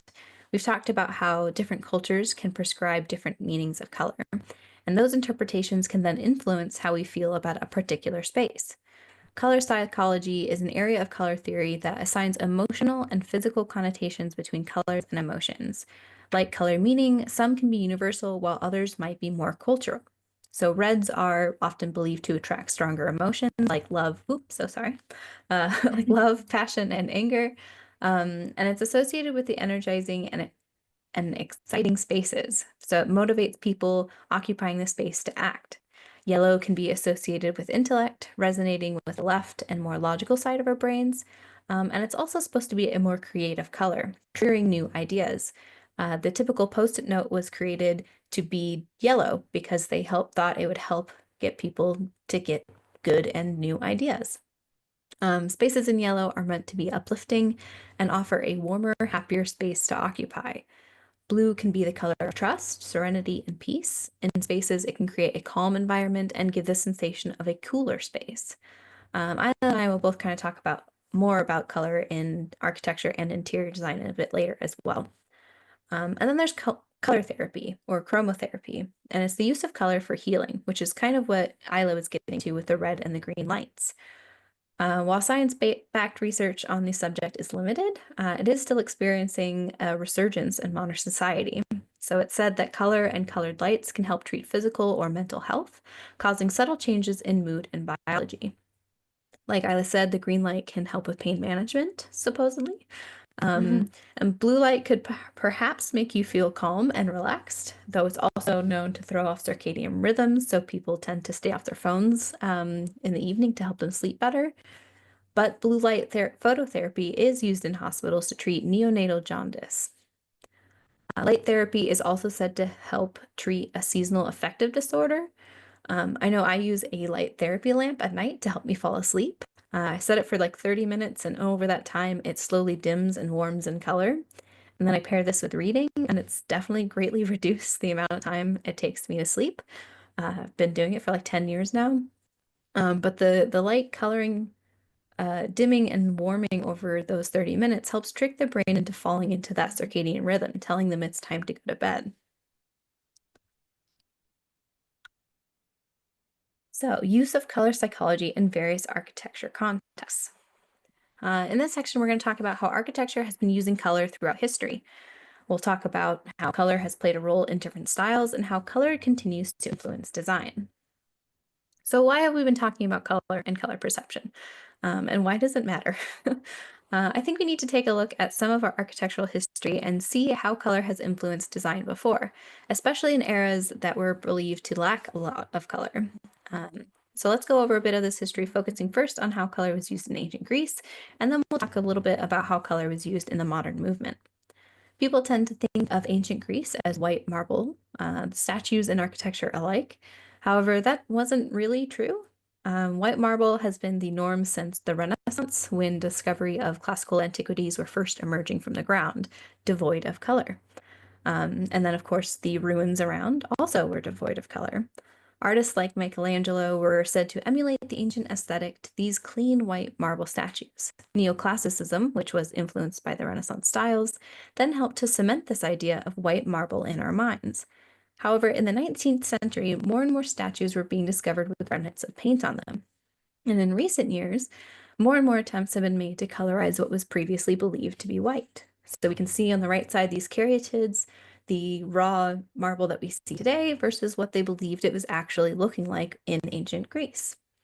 The ancient Greeks used vibrant colors in buildings and their art. They used natural materials like malachite for greens, azurite for blues, and cinnabar for red. Color was used to tell a story. Each color had deeper meaning to it, and it was used to add depth and emotion. People also tend to associate modern design with blank and white walls, right? It was a minimalist style with clean, sleek lines, but modernism also embraced color as well, particularly saturated primary colors. Architecture does not exist in a vacuum. So everybody here, I'm sure, is a product of their environment, of what has come before them, or their schooling, or a response or a reaction against their schooling, or perhaps a boss or somebody that they worked with.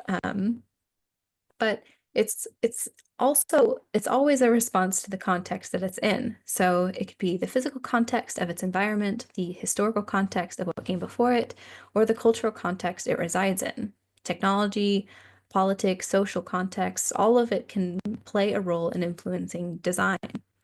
The De Stijl movement started in the Netherlands around 1917 and was likely a reaction to the Art Deco era before it, which of course was response to eras before it. And of course, the First World War. It was founded on the utopian ideals and concepts of harmony, such as the harmony between form and function. Dutch architect, and I will destroy his name, Gerrit Rietveld, perhaps, pioneer of De Stijl, used primary colors and abstract forms to create the red and blue chair seen in this image on the left in 1918. We also see these colors being picked up in art. Some of you may immediately think of Mondrian when you see these colors and forms, because it is very prevalent in his artwork as well. De Stijl was a way to simplify architecture into planes and spaces. Buildings became a series of interlocking planes and combined dashes of pure primary colors. This was a reaction to the heavily ornamented Art Deco that preceded it. They stripped down the architecture to its most basic parts, and they used pure colors as intentional accents against their white backdrops. De Stijl also influenced the Bauhaus and international styles. Bauhaus, the German school that started in the 1919, is largely credited with inspiring the modernist movement itself. It was bringing craft and art together, creating replicable forms and prioritizing function. Johannes Itten names 7 fundamental categories of contrast: hue, light versus dark, cold versus warm; complementary colors, which Isla had mentioned, are the opposites of the color wheel. And there's analogous colors, which are the 3 side by side; and extension, which is the quantity; and saturation. So Itten observed how his students were attracted to particular categories of contrast, and he believed that this attraction revealed inherent, deep-seated connections between the personality type of the individual and the aesthetic choices they made.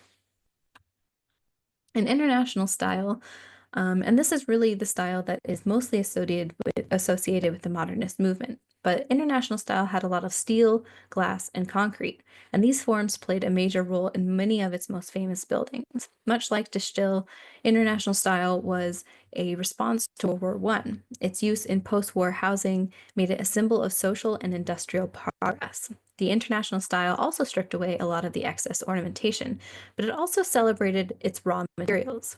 While the backdrop of the white wall was still used, the materials themselves offered the layers of ornamentation, whether it was the raw steel or concrete, or large swaths of stone like we see in Mies van der Rohe's Barcelona Pavilion in these top 2 images.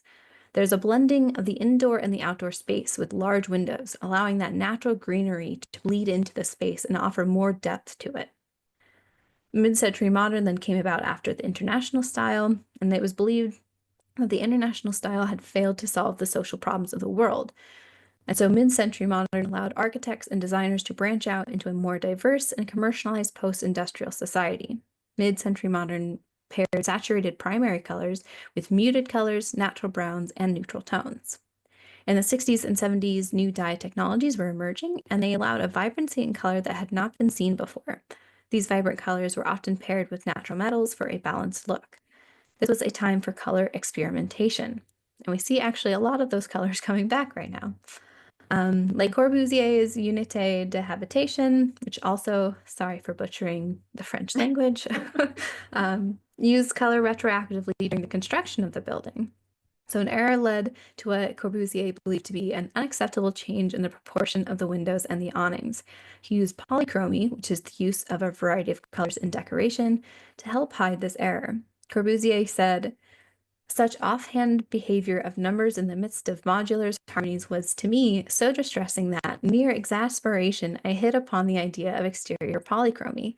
But a polychromy so dazzling that the mind was forcibly detached from the distances, carried away in the irresistible torrent of major color sensations."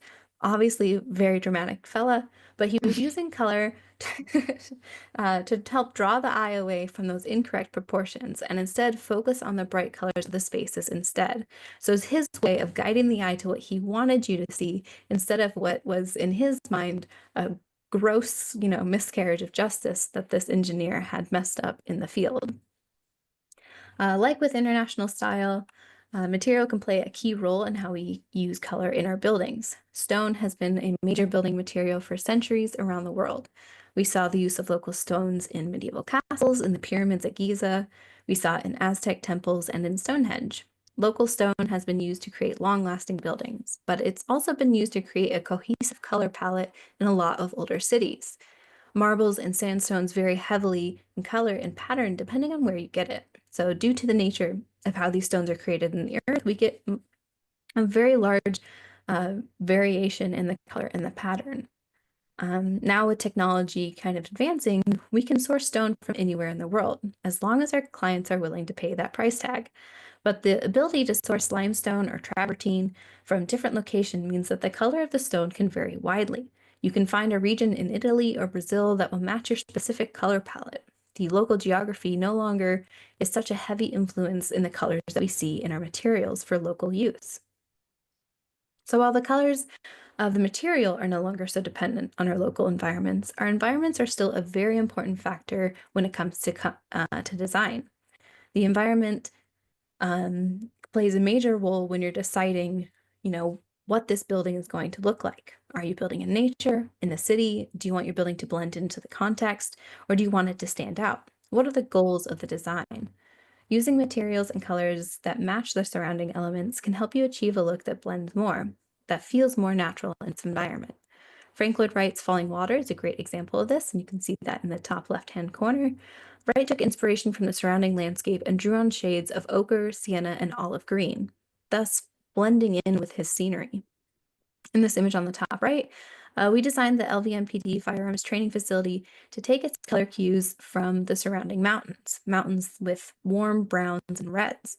We then looked at different colors of CMU across different brands, and we were able to find ones that matched those tones and colors best, and we settled on the combination that you see here.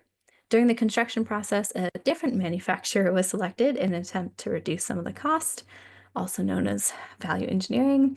But we got multiple samples to try to match the colors that we had originally proposed, and not a single one was made right. And there were multiple attempts. And we finally had to say, no, they're not cutting it. They just could not get that same warm reddish tone that we wanted from them. So the contractor had to go back to our original manufacturer that we had specified, who was able to then produce that color. We were able to get that feeling from our building that blended into the surrounding mountain range. The climate that you build in can also play an important role in the colors you select. So when selecting a roof, it's important to select a roof that won't work against you and the climate that you're in. I think the majority of you have probably heard that, white reflects the light and absorbs a lot less heat, while black absorbs much more heat and light. Depending on what climate your building is in, you may want to select a black roof or a white roof. But selecting a roof that fits your climate doesn't have to be so black and white. Sorry. That was for me, not for you guys. But yeah, so having color and still designing to be environmentally friendly is very achievable. So if you don't want to go black or you don't want to go white, you can still select light colors to help you achieve a cooler roof, or you can select dark colors to help you achieve a warmer roof. In Nordic climates, winters tend to be long and dark. So as you can see in these bottom two images, we see a lot of windows to kind of help bring in the light and views to nature, as well as a lot of dark roofs. There's a lot of color in these images, but you notice that they're all very, very vibrant colors. They're not muted. They're very across the spectrum, but they're all very vibrant. These playful colors throughout the cities help to brighten the mood even when the winter can be dark and gray. So our environment isn't only the physical landscape or the climate. However, it's also about the culture of the place. So in this first image on the left, we see an adobe hut at the Ndebele tribe, a tribe in South Africa where art plays a very important role in identity. Homes are traditionally painted in these colorful and intricate patterns by the women of the home. It was a way for her to be able to express her individuality and self-worth. The front of the house is where you'd see the most color, where the back would be primarily earth tones. And these colors and patterns are used as a form of communication. Zigzag patterns may represent protection, while diagonal lines may symbolize transition between stages of life. And the colors themselves can also offer meaning. Red is seen as power and vitality, and blue as spirituality and protection. This middle image is Bolivian architect Freddy Mamani, and his reference to Andean cultures. The color and patterns are a way to connect to the past and to express a cultural identity. Imagine how powerful a statement it would be to design a space or building that showcases the colors and patterns of a culture that no longer is seen today, especially in a space that has perhaps been the site of colonialism, that has actively stripped away that culture and that identity. To evoke that kind of emotion and connection by drawing on a culture's history and heritage, and to really highlight and elevate that cultural identity. Social environments are also very big and a large part of individual identity. Isla spoke about the role of color and how it has important meaning and symbolism in flags and in finding unity within a group of people. And we can use those colors to help create spaces that are both safe for the people who are in that area and also be able to resonate within those communities. The image on the right can help evoke those feelings of belonging. Safety is another really big reason to use color and to understand what the color means when you're selecting them. Colors can act as a visual cue to understanding, to get understanding across more easily. So using colors with a high contrast like yellow and black can make them easily noticeable, making them a common choice for warning signs and safety equipment. When danger is involved, red is the more common choice, indicating a hazard or for somebody to stop. Green, on the other hand, can indicate safety or to go. Bright yellows and oranges are often used in safety vests and road construction, ensuring people are able to see workers and obstructions easily. So if you want a space to be seen and focused on, using these bright colors and contrasts can be important. Colors can also influence your behavior. So certain colors in factories and warehouses can guide workers or alert them to hazards. Colors and patterns can signify traffic areas, storage, or workspaces. In traffic, we correlate red with stop, yellow with caution, and green with go. These colors can be used to communicate a behavior that is needed to be done quickly and to help prevent accidents. Again, using these colors in specific ways can help communicate an idea about your design, telling people how to use the space in specific ways. Safety also extends to how we design spaces that can be safe for people across the spectrum of abilities. If someone is vision or hearing impaired, or if they're physically disabled, or if they're neurodivergent. So there are many different reasons why a person may rely on an architect or a designer to be able to help guide them through a space or be able to exist within a space that isn't overwhelming to them, so that they feel safe in it. Universal design is trying to bridge the gaps in our built environment by encouraging designers to build for people across a spectrum. When we think of ADA design, we tend to think of people in extremes without as much thought given to those that lie in the middle. Color can play an important role in helping everyone be able to occupy or use a space in a safe way. High contrast is key when designing the nosing of stairs or signage.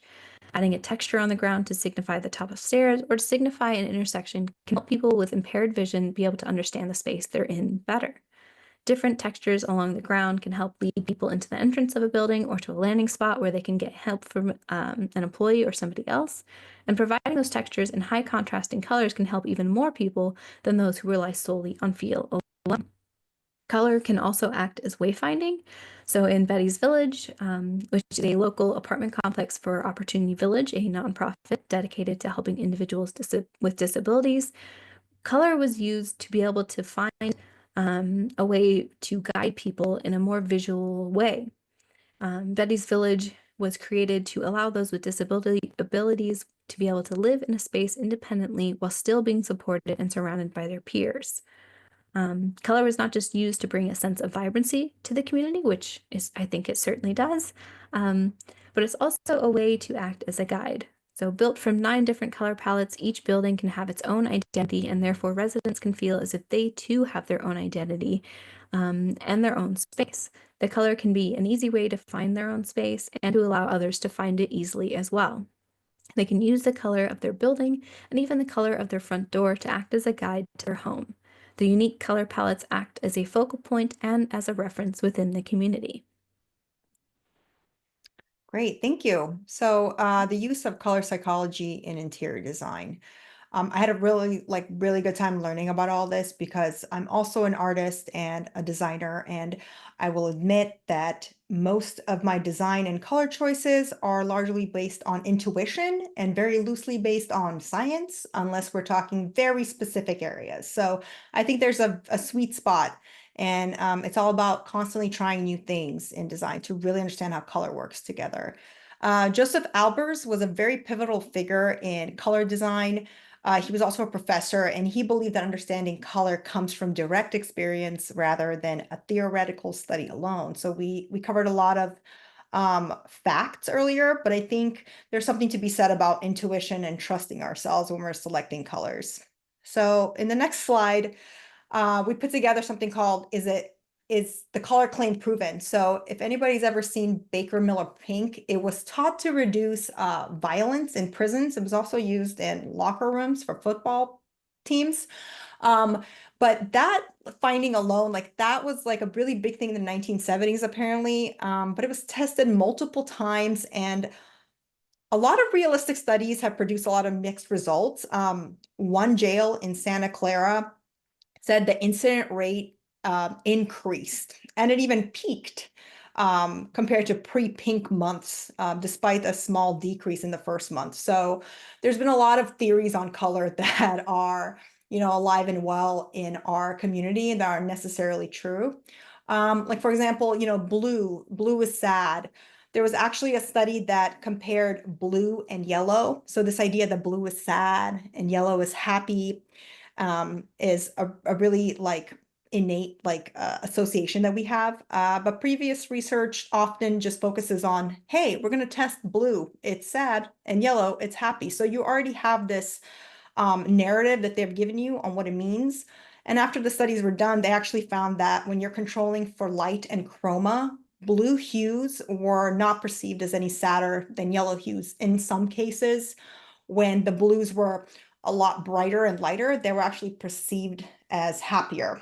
And I know I asked you guys to think about what color best represents you, but findings like all good studies, we found that actually colors have nothing to do with your personality, even though people assumed that they did. There was actually a study done that completely disproved that. The researchers couldn't pick, they tested people on their personalities and what their favorite colors were, and literally none of them matched up. So, sorry about that.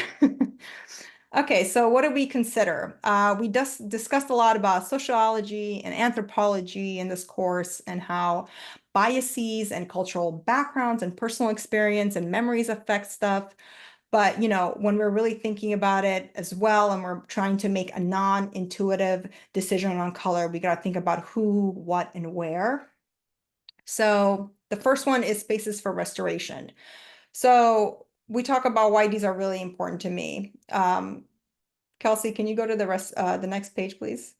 So these are places that are meant to encourage sleep, and they're meant to use harmonious and balanced colors. Shades of darkness value in darker value are actually shown to bring heart rates down. So darker tones don't reflect light as much. So when you're thinking about some of these spaces, you got to think about glare control. Lighter colors reflect more light and cause glare if not controlled, while darker colors absorb more light, as Kelsey had said. And, darkness triggers the brain's pineal gland to produce melatonin. So that hormone makes you feel sleepy, especially if it's a room within an office space that's meant to be a space for people to rest. You got to think about those types of things. You can add hues of blues and greens and browns throughout because biophilic elements offer a sense of tranquility and rest, softer muted colors. This is going to be kind of where you get to play around with materials, colors, and textures. Like, we can't just select green and assume that based on data, it's going to make you really release some pain and relax. We have to think about how that color is experienced relative to your surroundings in that space. So maybe in a space that requires the brain to rest, you select darker natural tones in larger quantities and see how different shades of green are perceived. Maybe you decide that you don't want to use a bright green just because it's green. And it's really important to let your emotions and eye guide you in those selections. And if your brain is telling you something is off, then something is probably off, even if you can't put a finger on it. Once you take science, and you have to then play around with the amount of color in the space when you're designing it. Spaces for socialization, things that are important are culture and place. It's a matter of creating a sense of belonging, engaging spaces for community that don't overwhelm the senses and create anxiety. So neutral shades of brown and gray, if used correctly, can influence an inviting feeling. So we want to keep in mind that the eye does have shortcomings. Any color, like Kelsey had shown, can be light or dark, warm or cool, saturated or dull, simply by surrounding it within the correct environment. So take, for example, if you picture, like she said, a gray, medium gray, it's going to appear closer to white on a black surface while appearing closer to black on a white surface. You want to keep in mind how much color you use in these spaces. There's also a need to consider contrasting colors when inclusion is concerned. I mean, and that's kind of everywhere, especially with like aging populations. You got to think about visually challenged people. Like, for example, below are 3 examples of inviting community spaces. The first one is a space where you're in a convention center, it's a communal space. Nobody probably knows each other. You want it to seem way more open. You want it to be inviting and engaging. So the rest of the space is relatively light. And these are zones where you can go and they have a little bit more energy. The center one is in an office building that has a lot of color, a lot of very saturated bright color in the wayfinding, in the offices, in the meeting rooms. So the communal area is actually white and it has small like pops of color and it's green. So it actually creates for your eye a bit of a rest. You're going to want to go there because especially if you've been in a room that's drenched in red and really high energy, you're like, I need coffee, but I also need everything to be so neutral that I can relax my brain. And then it could also be darker. It could be like the image on the right. It can be slightly darker, more intimate. It's still a communal space. It still provides that, but it's probably more conducive to smaller groups and getting together. You know, all 3 show green in biophilic elements, and green is very close to our nervous system. So the body doesn't have to expend a lot of energy in recognizing and perceiving it. I know we're getting short on time, but bear with us here. We have some color in learning spaces. So we know that blue is universally liked by both genders, that children love the colors that impact their performance the most. Red stimulates memory retention the most, followed by green and dark blue. Properties of yellow fields, yellowish red, kind of like orange, and properties of blue-green fields like turquoise, those aren't really great for retaining information and also for eye strain. Red can sometimes cause visual fatigue, and age really determines value preferences. Like children, like she said, like light and saturated, while teenagers prefer somewhat dark and softened colors.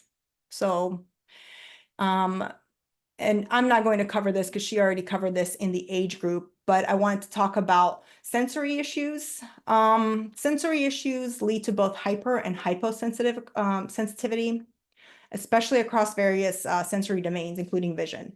So if you have too much bright and intense color, it can create anxiety, irritability, and stress. So really, like I said, using your intuition and also your science brain, think about where you're going to place these colors. Like for example, the image above is actually an esports classroom in a school. So everything's dark gray and black. They are using light changing features to actually add in more color and really make the space much more engaging. This is a case study. This is a elementary school. So you'll see in the lower corner, that's more for toddlers. And then as we go into like the older kids, the colors are still bright, but they're just slightly darker, using colors to signify different spaces for children, like the little like rugs. The library is a little bit more grown up, with the colors being toned down and used very strategically on the walls. It's meant to be more intimate, so it has that darker ceiling up top. Go next, Kels. Okay, so colors in active environments. So We know that blue light makes people more active, like sunlight. Both blue and red accent lighting increases strategic approaches to motivation compared to white lighting. So high saturation chroma colors change psychological arousal, and you can use color to create focal points. Sort of like that staircase that we see in the image. Everything else is fairly neutral, but when you walk in the space, you're going to want to engage somebody walking in to take the stairs. They want to take the stairs, right? It's drawing your eye to them. Emotional arousal from red is higher than for blue, so you have to keep that in mind in these types of spaces as well. This is an example of a performance center. This is UFC, so everything's very red, especially when you're in these types of combat sport type scenarios. You have to be cognizant of how are people feeling in that area. So you can see the white on the top is balancing the red at the bottom. A lot of different color settings are used in the octagon. So yeah, it's just a really great space. And the fact that they use so much color really makes you can feel that energy just looking at it. Colors in workspaces. It can be used for branding, to communicate messages. You can mitigate visual fatigue by avoiding oranges and teals, like we said, using muted colors for focus and flexible backgrounds, balancing colors without overstimulating. We know that red enhances performance on simple detail-oriented tasks. And blue improves in performance on difficult detail-oriented tasks and on creative tasks, regardless of difficulty. Red activates brain regions associated with avoidance and negative emotions during detail-oriented tasks. So those are just good things to keep in mind when you're designing a workplace. Spaces for healing. Green is the most restful color to the eye. A 2002 study found that hospital rooms with light colors and art improved quality of life. A study also found that women mostly like neutral colors, neutral saturation. So thank God I have mostly used that in female spaces, like we're going to see later. Children's healthcare settings often use a variety of rainbow colors to promote comfort. So, these are all really great things to think about when you're designing these spaces. I'm just going to zoom through the next two. So this is a women's center, again, using neutral saturated colors. You can tell everything's about the same relative saturation, and it's meant to be very inviting, especially in situations where a woman's pregnant and she's either happy or maybe she's worried. You want to create these spaces that make them feel comfortable. This one is the opposite. It's Sunrise Children's Hospital. It's so bright. And we know that children also prefer yellow over adults, and bright colors make them engaged and happy. Using color for wayfinding. So color is actually the best for memorizing. If you recall ever going into a space and you're like, I don't know if I parked on level 1 or 2. You probably don't remember, but you will remember I parked on green. So that's a good way to think about when you're creating these spaces. People are just going to memorize colors a lot more. It's just so much easier. There's not a lot of words associated with it. We know that red text and ambient light also causes eye strain. So that's why we see a lot of yellow, because it's actually shown to have better cognitive performance in some of these like safety things.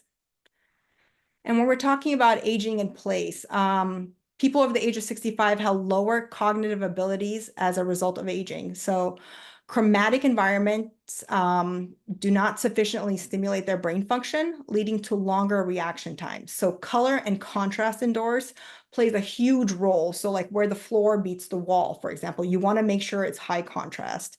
They prefer wood tone materials. They like browns, really warm browns. Environments compromising safety should be contrasting colors, like I said, for visibility and orientation. Warm colors like red, orange, and yellow are preferred in social activity rooms, while cool colors, blue and green, are preferred in relaxation rooms. All white spaces can hinder orientation, so try to stay away from them. And incorporating color contrast is crucial for creating engaging environments. I think designers overall should receive training in ergonomics, gerontology, and sociology to really effectively meet the needs of older adults in spaces. Thank you. Yes, thank you, everybody. That was a lot. Yeah, thank you for staying with us. Yeah. I don't know if we have time for a quick recap or if we want to jump to questions or just Yeah, call it a day. we are out of time. If you want to take 1 or 2 questions, that's fine, or you can even answer them by typing in the chat while we wrap up. So I think it's been a long day. I know. Thank you guys. I tried to answer a lot of them as we were going. There's one about Kelly Whistler and Jonathan Adler. I have not really had a chance. I think that's their own style. And you know, what's great is a lot of us have started to develop our own style and we have our own way of looking at it, but they do beautiful work. Yeah, I don't know if there's other questions here. I think we answered some of them as the thing went on. Yes, So we went on. We do have like a link of all of our resources. So I know there were some questions about if new information has come to light about certain things. So we can always share that and maybe you could dive into some of our research. Yeah, and our speakers today have also, they've shared their slides, so those are going to be available for you to download. And that includes their list of resources as well. So I found this fascinating as a non-designer and non-architect, so I hope everyone else did too. great, thank you. And thank you, all you attendees, for joining us today. We had over 500 people, and I know it was a really long day, so I hope that you've learned some things to take back to your practice that will improve your practice, that will help your clients, and that will benefit the public. You will receive your certificates of completion in the next couple of weeks. They're going to be coming directly from AIA Nevada. And if you did provide an AIA number, they will report those directly to AIA National and they'll show up on your transcript. So at the end of this, you will get an email from Zoom that will have a link to the evaluation survey. You will also get an email from me with a link to the survey and a link where you can download the slides from today. Please complete that survey. It really helps us plan for next year. We don't have all the slides yet, but as we get them, I will upload them to the site and they'll be available for you. So if you were here all day today, you have completed your 8 CEUs required to renew your Nevada license. Congratulations. The online renewal portal will be open on Monday. So go ahead and put that on your calendar to renew your license on Monday. And if you don't do it then, just make sure you get it done by December 31st, the end of our renewal year. Once again, today's sessions were all recorded. You will see them in the lobby. You can use the link that you used to get on today. I know the sessions from earlier today are already available on there. They'll be up there through the end of the year, through December 31st. And that's all I have today. So thank you everyone for attending. If anyone has any questions, please contact the State Board or AIA, and we'll see you all next year. Thanks. Thank you. Thank you.